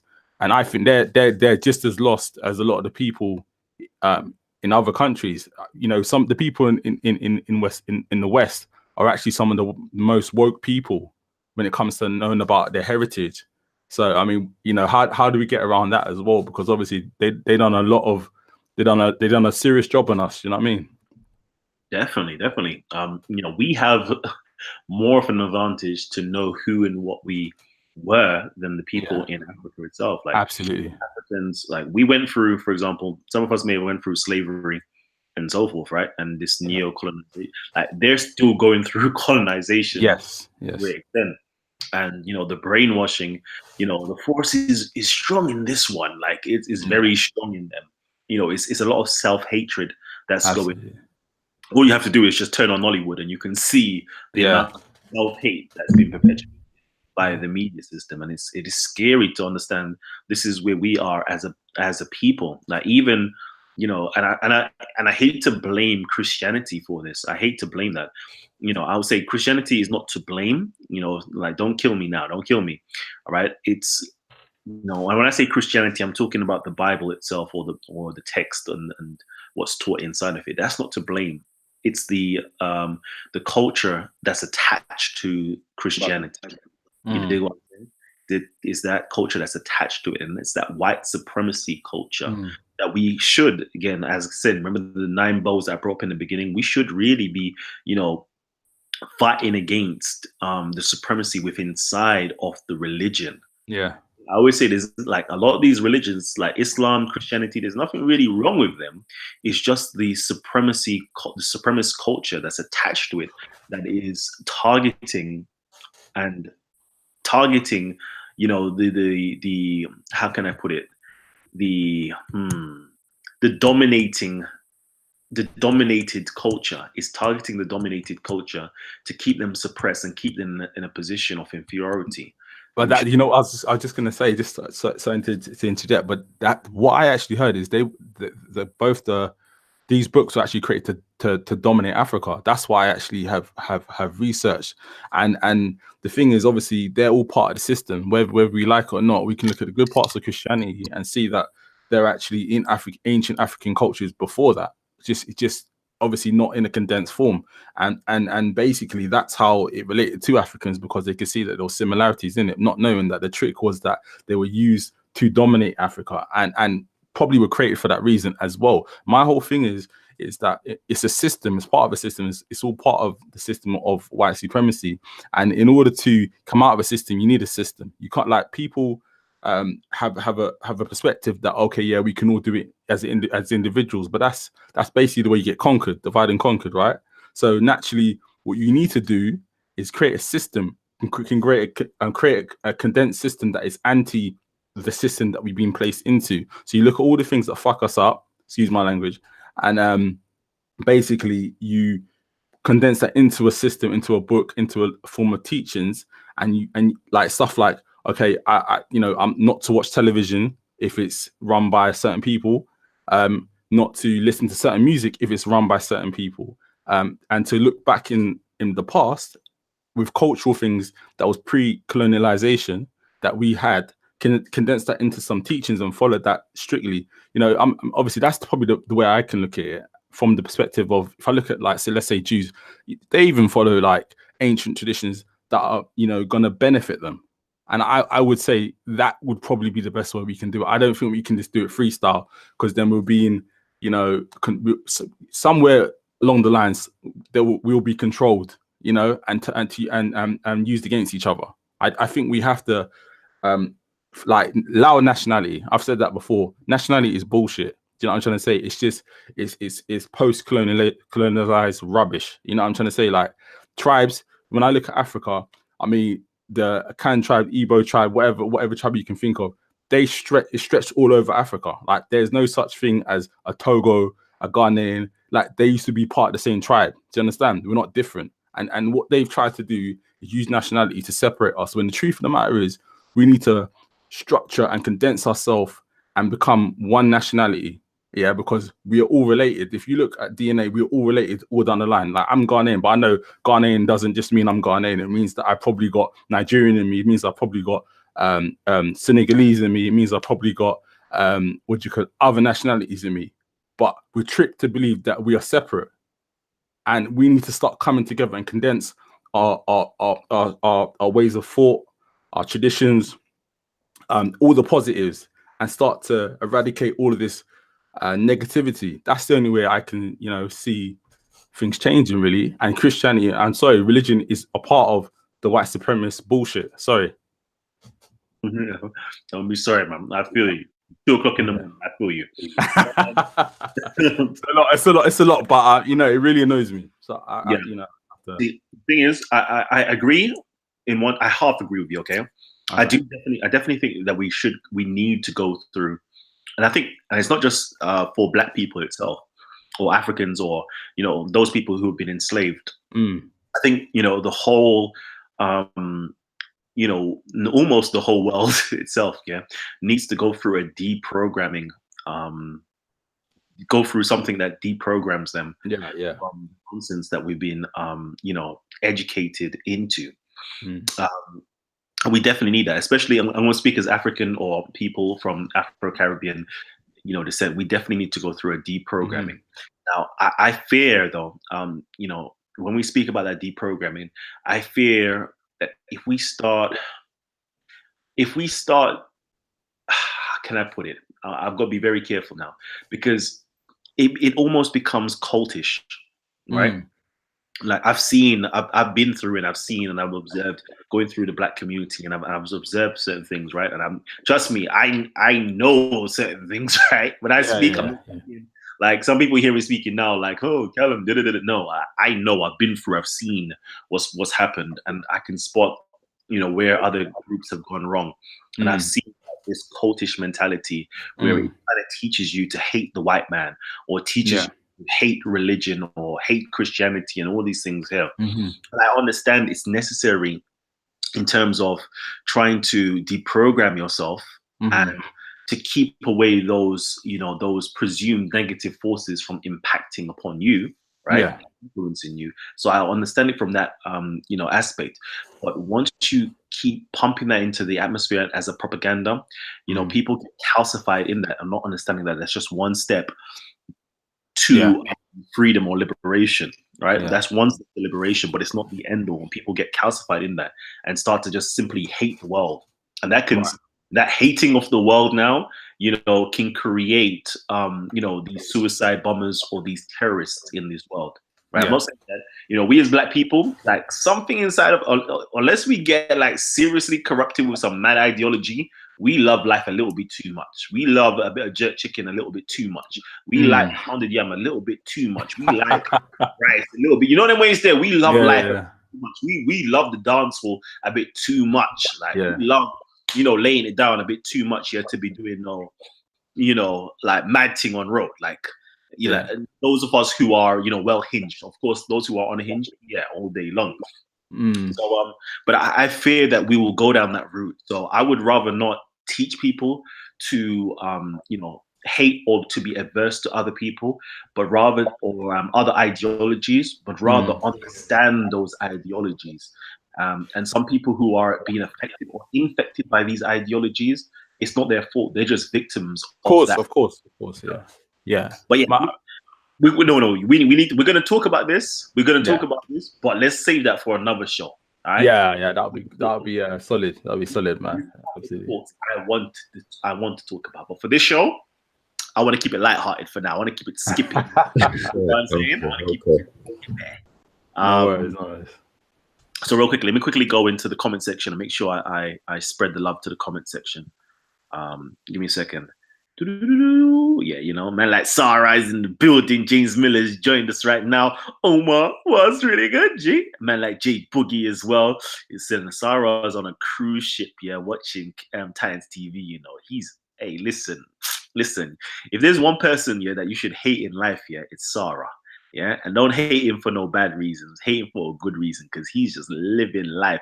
And when I say hate, I don't mean literally hate. I'm saying I want you guys to be envious of my brother. I'm not envious where you want to do anything destructive to the brother, but be envious as like, listen, Black excellence all day long, baby. Listen. I already said it. Sorry, like this. You're like 20 years, yeah, beyond your time, you know. You're 20 years beyond your time right about now. Like, next thing I need to see you, yeah, in the videos and the pictures is you like smoking a nice little Cuban cigar, yeah, and a little martini or something like that. I need that. Show me that, my brother, because you're doing it big right now. Anyways, Truth Hitman says, why do you think the so-called conscious community in America avoid addressing the known killers of Malcolm X, which Farrakhan is linked? Interesting. 1-1 was good, G. Omar's there. I often hear that we are West Africans, Kemet is okay to study, but we should adapt West African philosophy. What say you all day long? Come on, Jador spirit. How you mean? It's a necessity. Run from your wife says, don't be fooled. The truth about South Africa is people have been killing each other for time. As soon as white people were sucked into the civil war, it starts to get reported on. Interesting. Oh no. Let me quickly. I want to make sure Rich LK has been hitting that donate button. I love you guys, you know. Let's make sure. Yeah, I've got that. I think. I'm hoping that I'm not missing any of your comments. Okay, Rich LK. Did you leave any comments? Any comments? No comments. All right. Salute to you, family. Salute to you. Peace and blessings, necessity and race, brainwashing its findings. Man, oh gods, if you that down, let's see. I want to make sure that the comment section gets loved.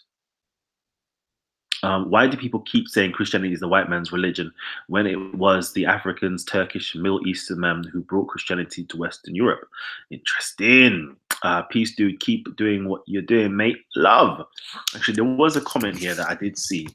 Let's see. All right. Paul Williams says, Kalam, is it true that Kemetic spirituality is the basis for all Abrahamic religions, i.e. Amun-Ra being the hidden unseen? Dun, dun, dun. How do I answer that politically? Yeah. Good luck on that one. Yeah. Without running the risk of offending a lot of people, okay? Without the risk of... Sorry, Kalam, before you just answer that, you've actually technically kind of answered it, actually, because... repeat the question again one more time. Okay.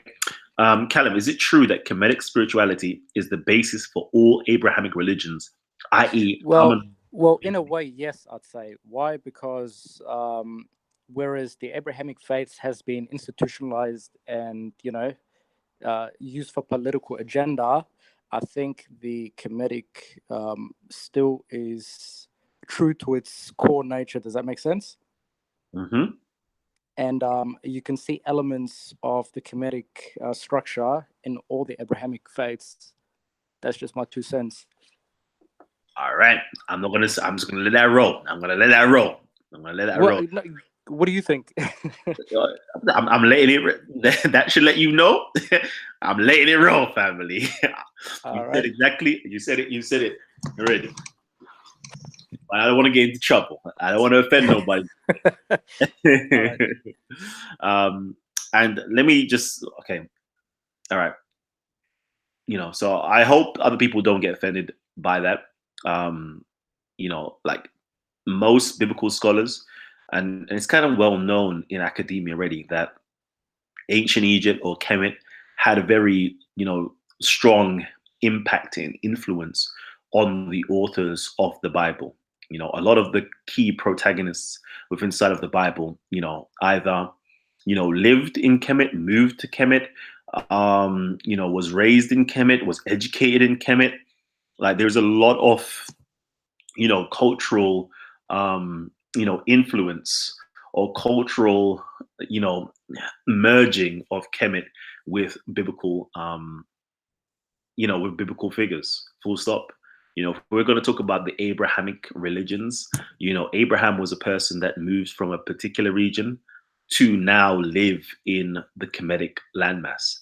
And then from moving to the Kemetic landmass, he meets a Kemetic priest and now gets, you know, initiated in the Kemetic spiritual system, and now becomes, you know, a father of many nations, and now, you know, he inherits a particular region within inside of the Kemetic landmass. So, you know, for anybody who's got eyes or ears to actually read the scriptures and understand what it's saying from a historical context, you would realize that it's fully merged with everything. You know, Moses as well, another person who was, you know, born, lived in Egypt or Kemet, educated in it, and so forth.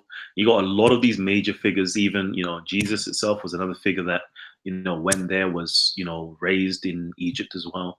So what I'm saying to you is nothing new. It's nothing new. I would say that each one of those religions, you know, done something different, all right, and produced something that's very amazing and unique in its own right. And I don't want to take it away from you. I want to tell you that your religion is very unique and very beautiful in its own right. But at the same time, it has got influence.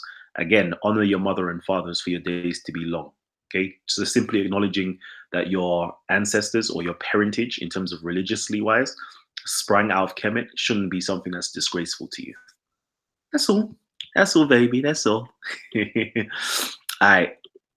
Where are we, man? Where are we? How long have we been on here? So we've been on here for coming up to 2 hours, it says. Let me know. How long have we been live? Actually, I know how to check. I know how to check. Let me check like this. This should tell me how long we've been live. Nope, it doesn't tell me how long. Okay, so roughly everybody joining at 1:13. I don't know how long we've been live, you know. So far, I know we've been here for at least an hour and a half. It's saying 2 hours down here, but I'm sure it's been an hour and a half.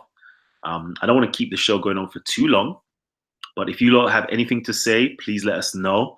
Again, let me just quickly let you know that you can join us on the panel, okay? If you want to join us and you want to have something to say, simply click here, and it takes you straight in, okay? Click down here, go to the description box, takes you straight in. Otherwise, I will post this in here, but it may not. Sometimes it allows you to click it, sometimes it doesn't. So you can click on that and come in. But I don't want to go on for far too long. So if there's any last, you know, questions or comments that anybody would like to make via the panel section or via the comment section, all you have to do is tag Titans TV. All right. Sorry, run from your wife. Yeah, I apologize. What's happened, okay, is, I know this is going to sound like mad to you, yeah, but what's happened with my phone is that because I've got so much, my storage level was so low, because like, I need to stop joining WhatsApp groups here and all these other, you know, messaging groups or whatever the case is, because all the videos and pictures that they send me like duns my memory. So when it's time to receive emails, I haven't been receiving emails for a good few weeks now, and I didn't even realize. Maybe I was just trying to take some time off, but I didn't even realize. So I apologize. I will check my emails and see what's going on. I need that show with Brother Ngozi. Yeah, do you know what, Brother Ngozi? Let me just double check. He should be on. All right, he should be on soon. What's going on with him? So yeah, I'm gonna try to hook it up for Wednesday. Let's see. Yeah, we was supposed to do the show. Sugar. Let me do.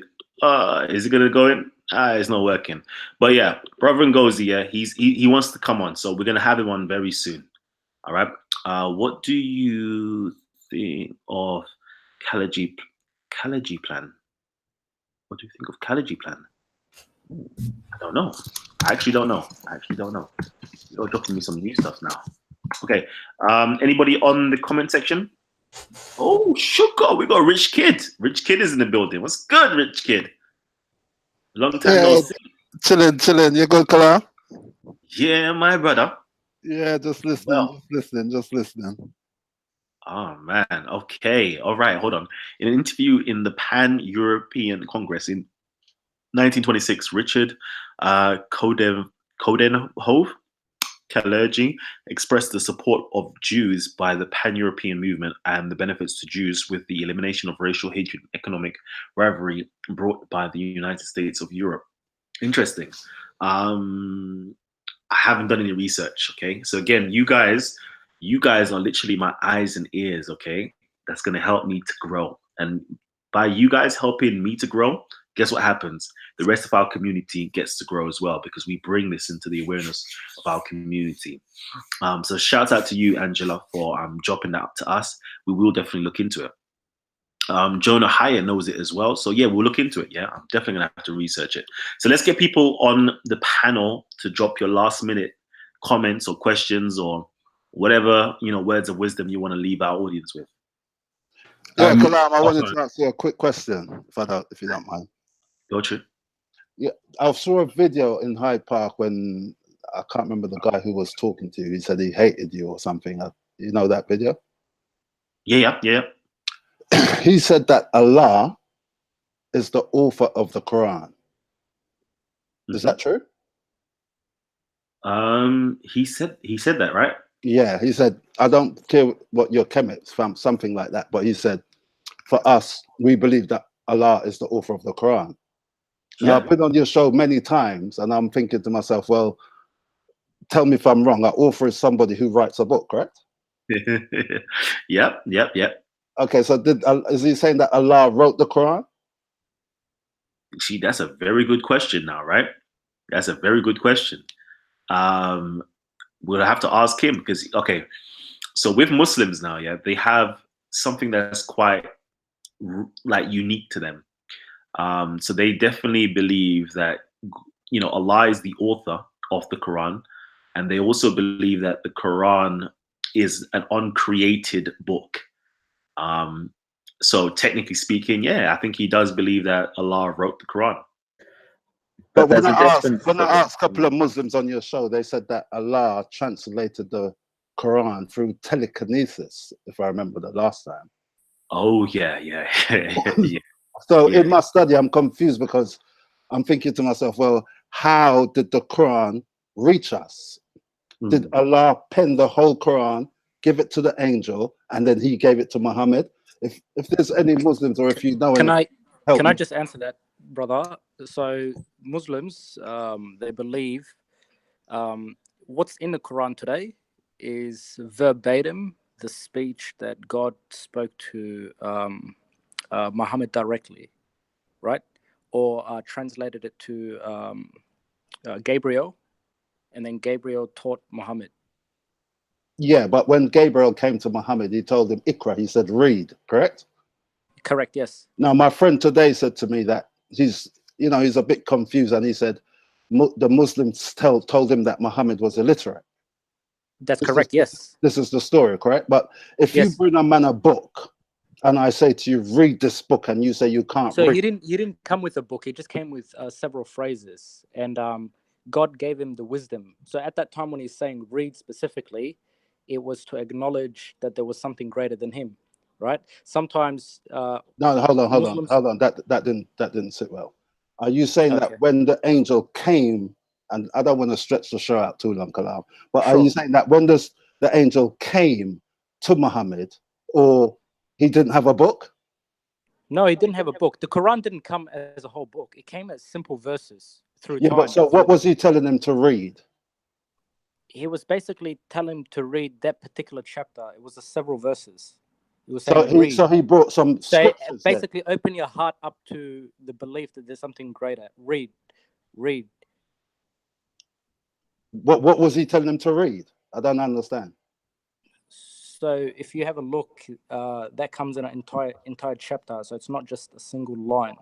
So hold on. So did he bring a few pages of the Quran and he said, read this? And Muhammad said, I'm not learned, so I can't read. I don't understand. Because if someone comes to you and say, read, to us humans, we're thinking it's a book. It's literature, correct? Sorry, what was that? If someone comes to me now or you and say, read this, we're looking for either a book or some form of literature, correct?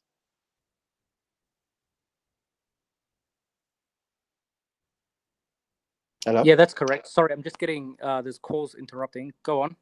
Okay, so I'm expecting that when the angel came to Muhammad, he came with something that he was supposed to read, correct?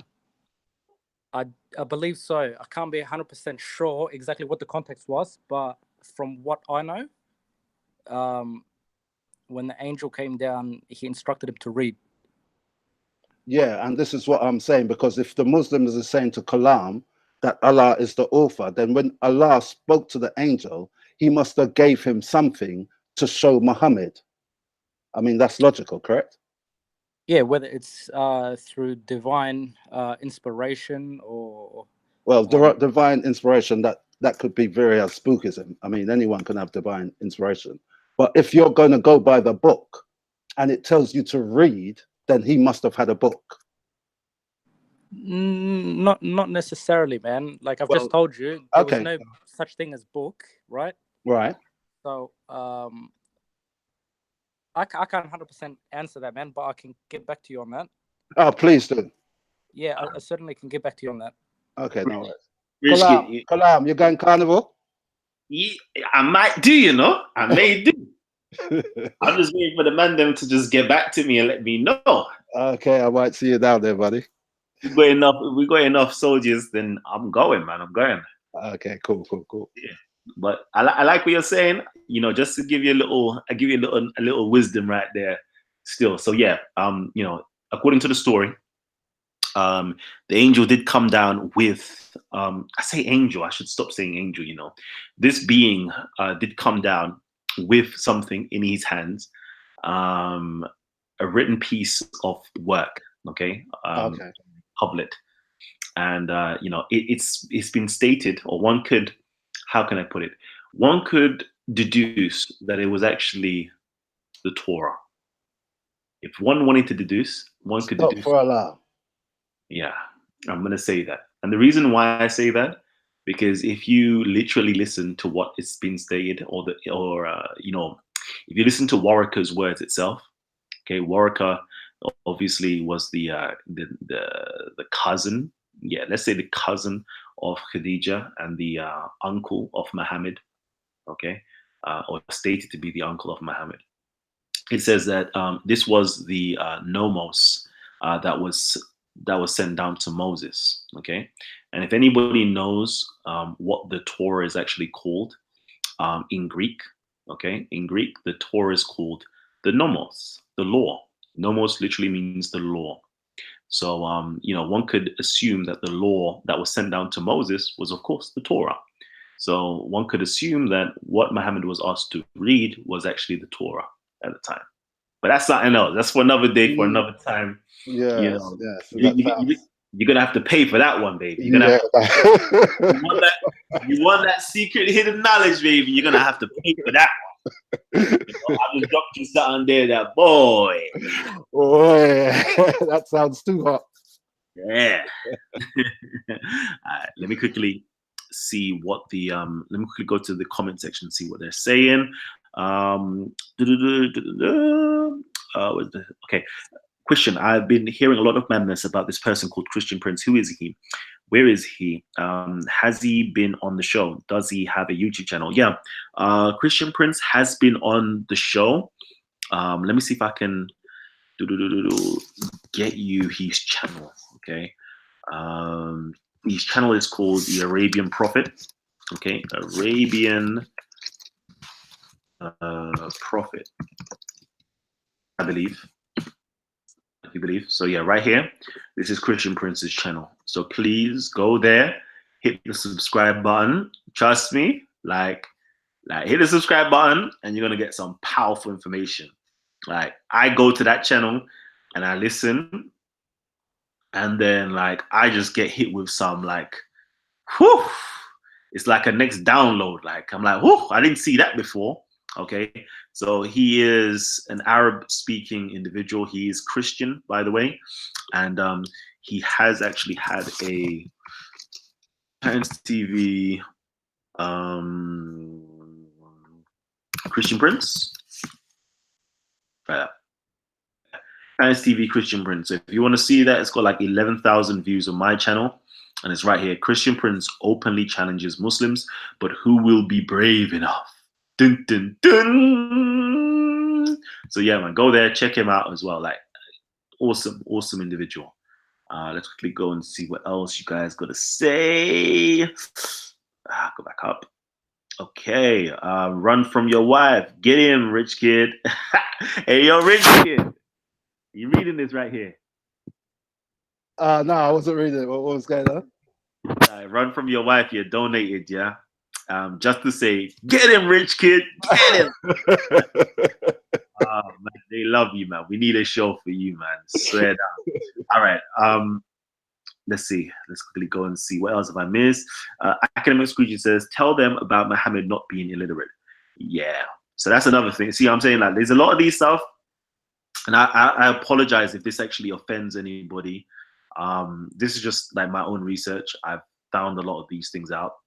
Rather than just going with what the mainstream teaches or says about certain figures, I rather just research myself and find out. So yeah, I found out that Muhammad definitely wasn't an illiterate, and it seems as though that they utilize that for Christian Muslim polemics to say that Muhammad never actually read or wrote, so therefore he didn't write the Quran type of argument.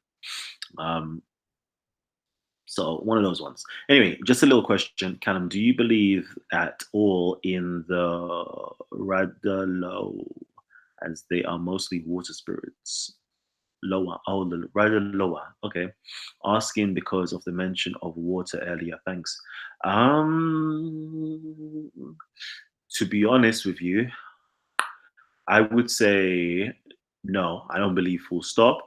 And the Radaloa, unfortunately, I'm trying to remember which.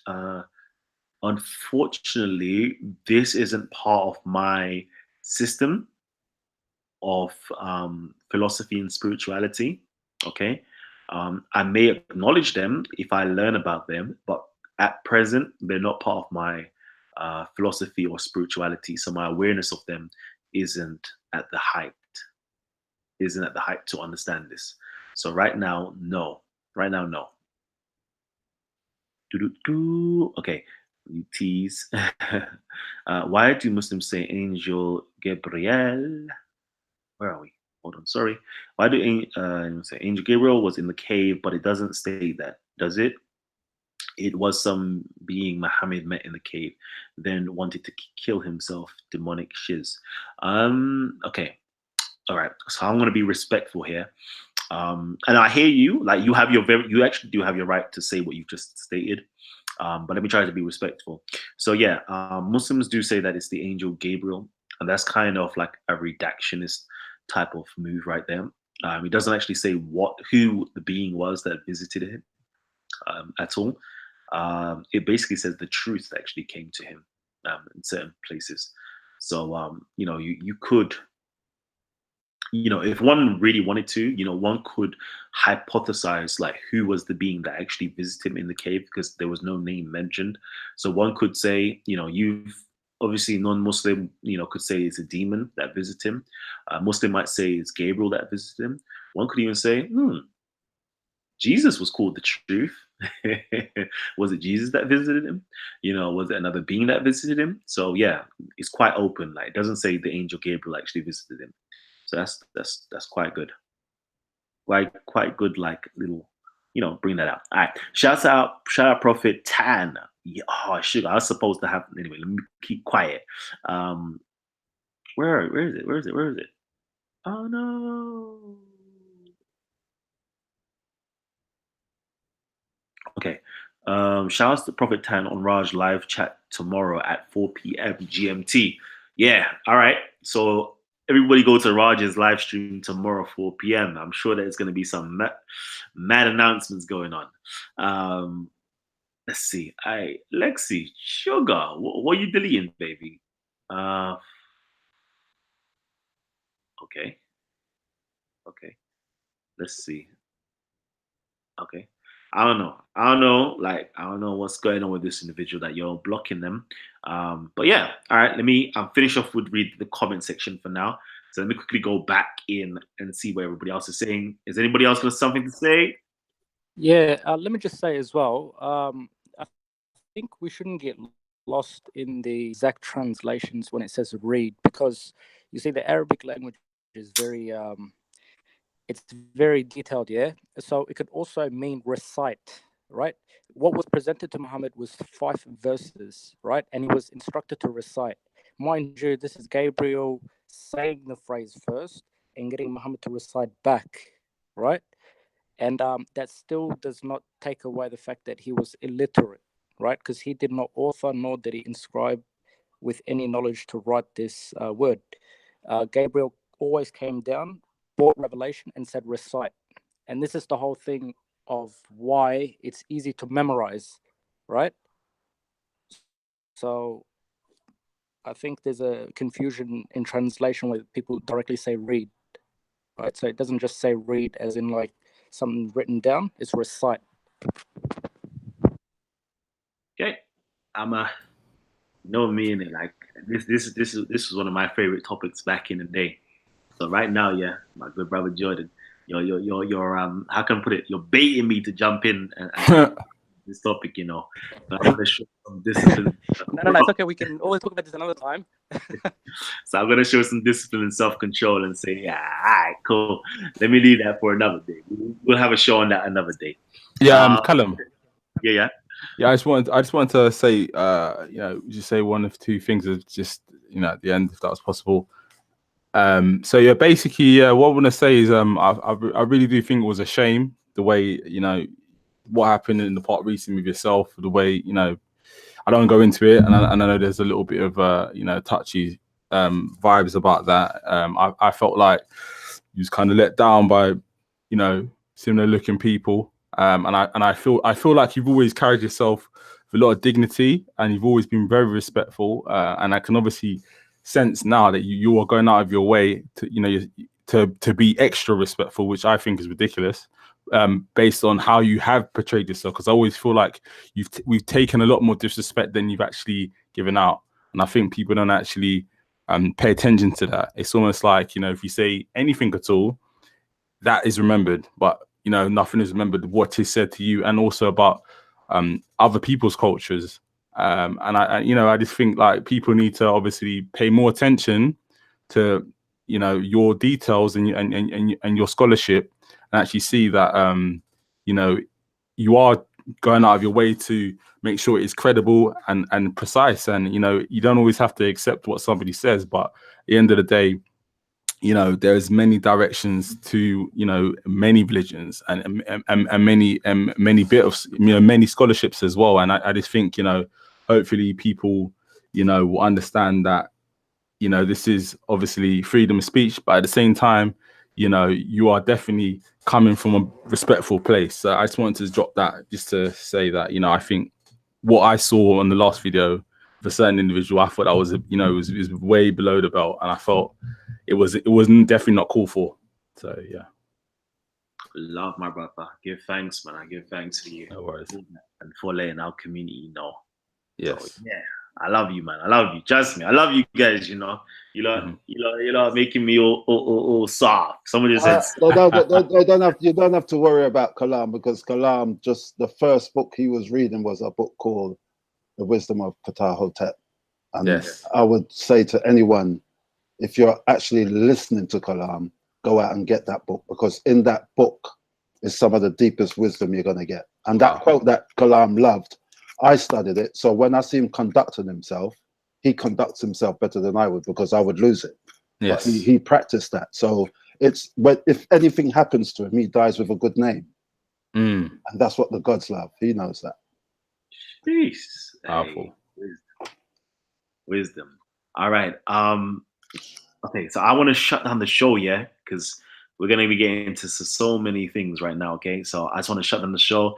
Man, like academic screeching. I love you, my brother. Says covering the truth like a kaffir. I love you, Quickly, Angela Minogue says, well said, this young man, words are like spells. I think Callum knows this. I see this in him also. Beautiful. Let's quickly see anything else. Man, like Jonah Haya. See you, my brother.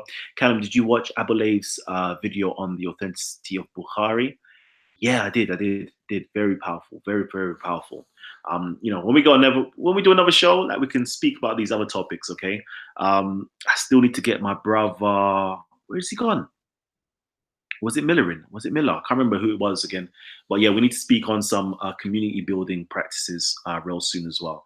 So anyways, family, it's been an absolutely wonderful, beautiful show. I appreciate everybody that's jumped on and shared their wisdom with us or asked any questions.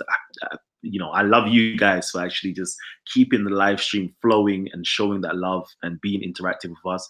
One thing I will ask you to do though is just please hit the like button, like button, and of course share the show if you have the heart to do so. All right, family. But I'm going to shut down the show now. And if you guys would like to join us whilst we're off air, feel free. You're always welcome. We're going to be on here till about 5 o'clock in the morning. So yeah, I'll see you guys on the other side. Oh man, peace and love, family. Peace and love.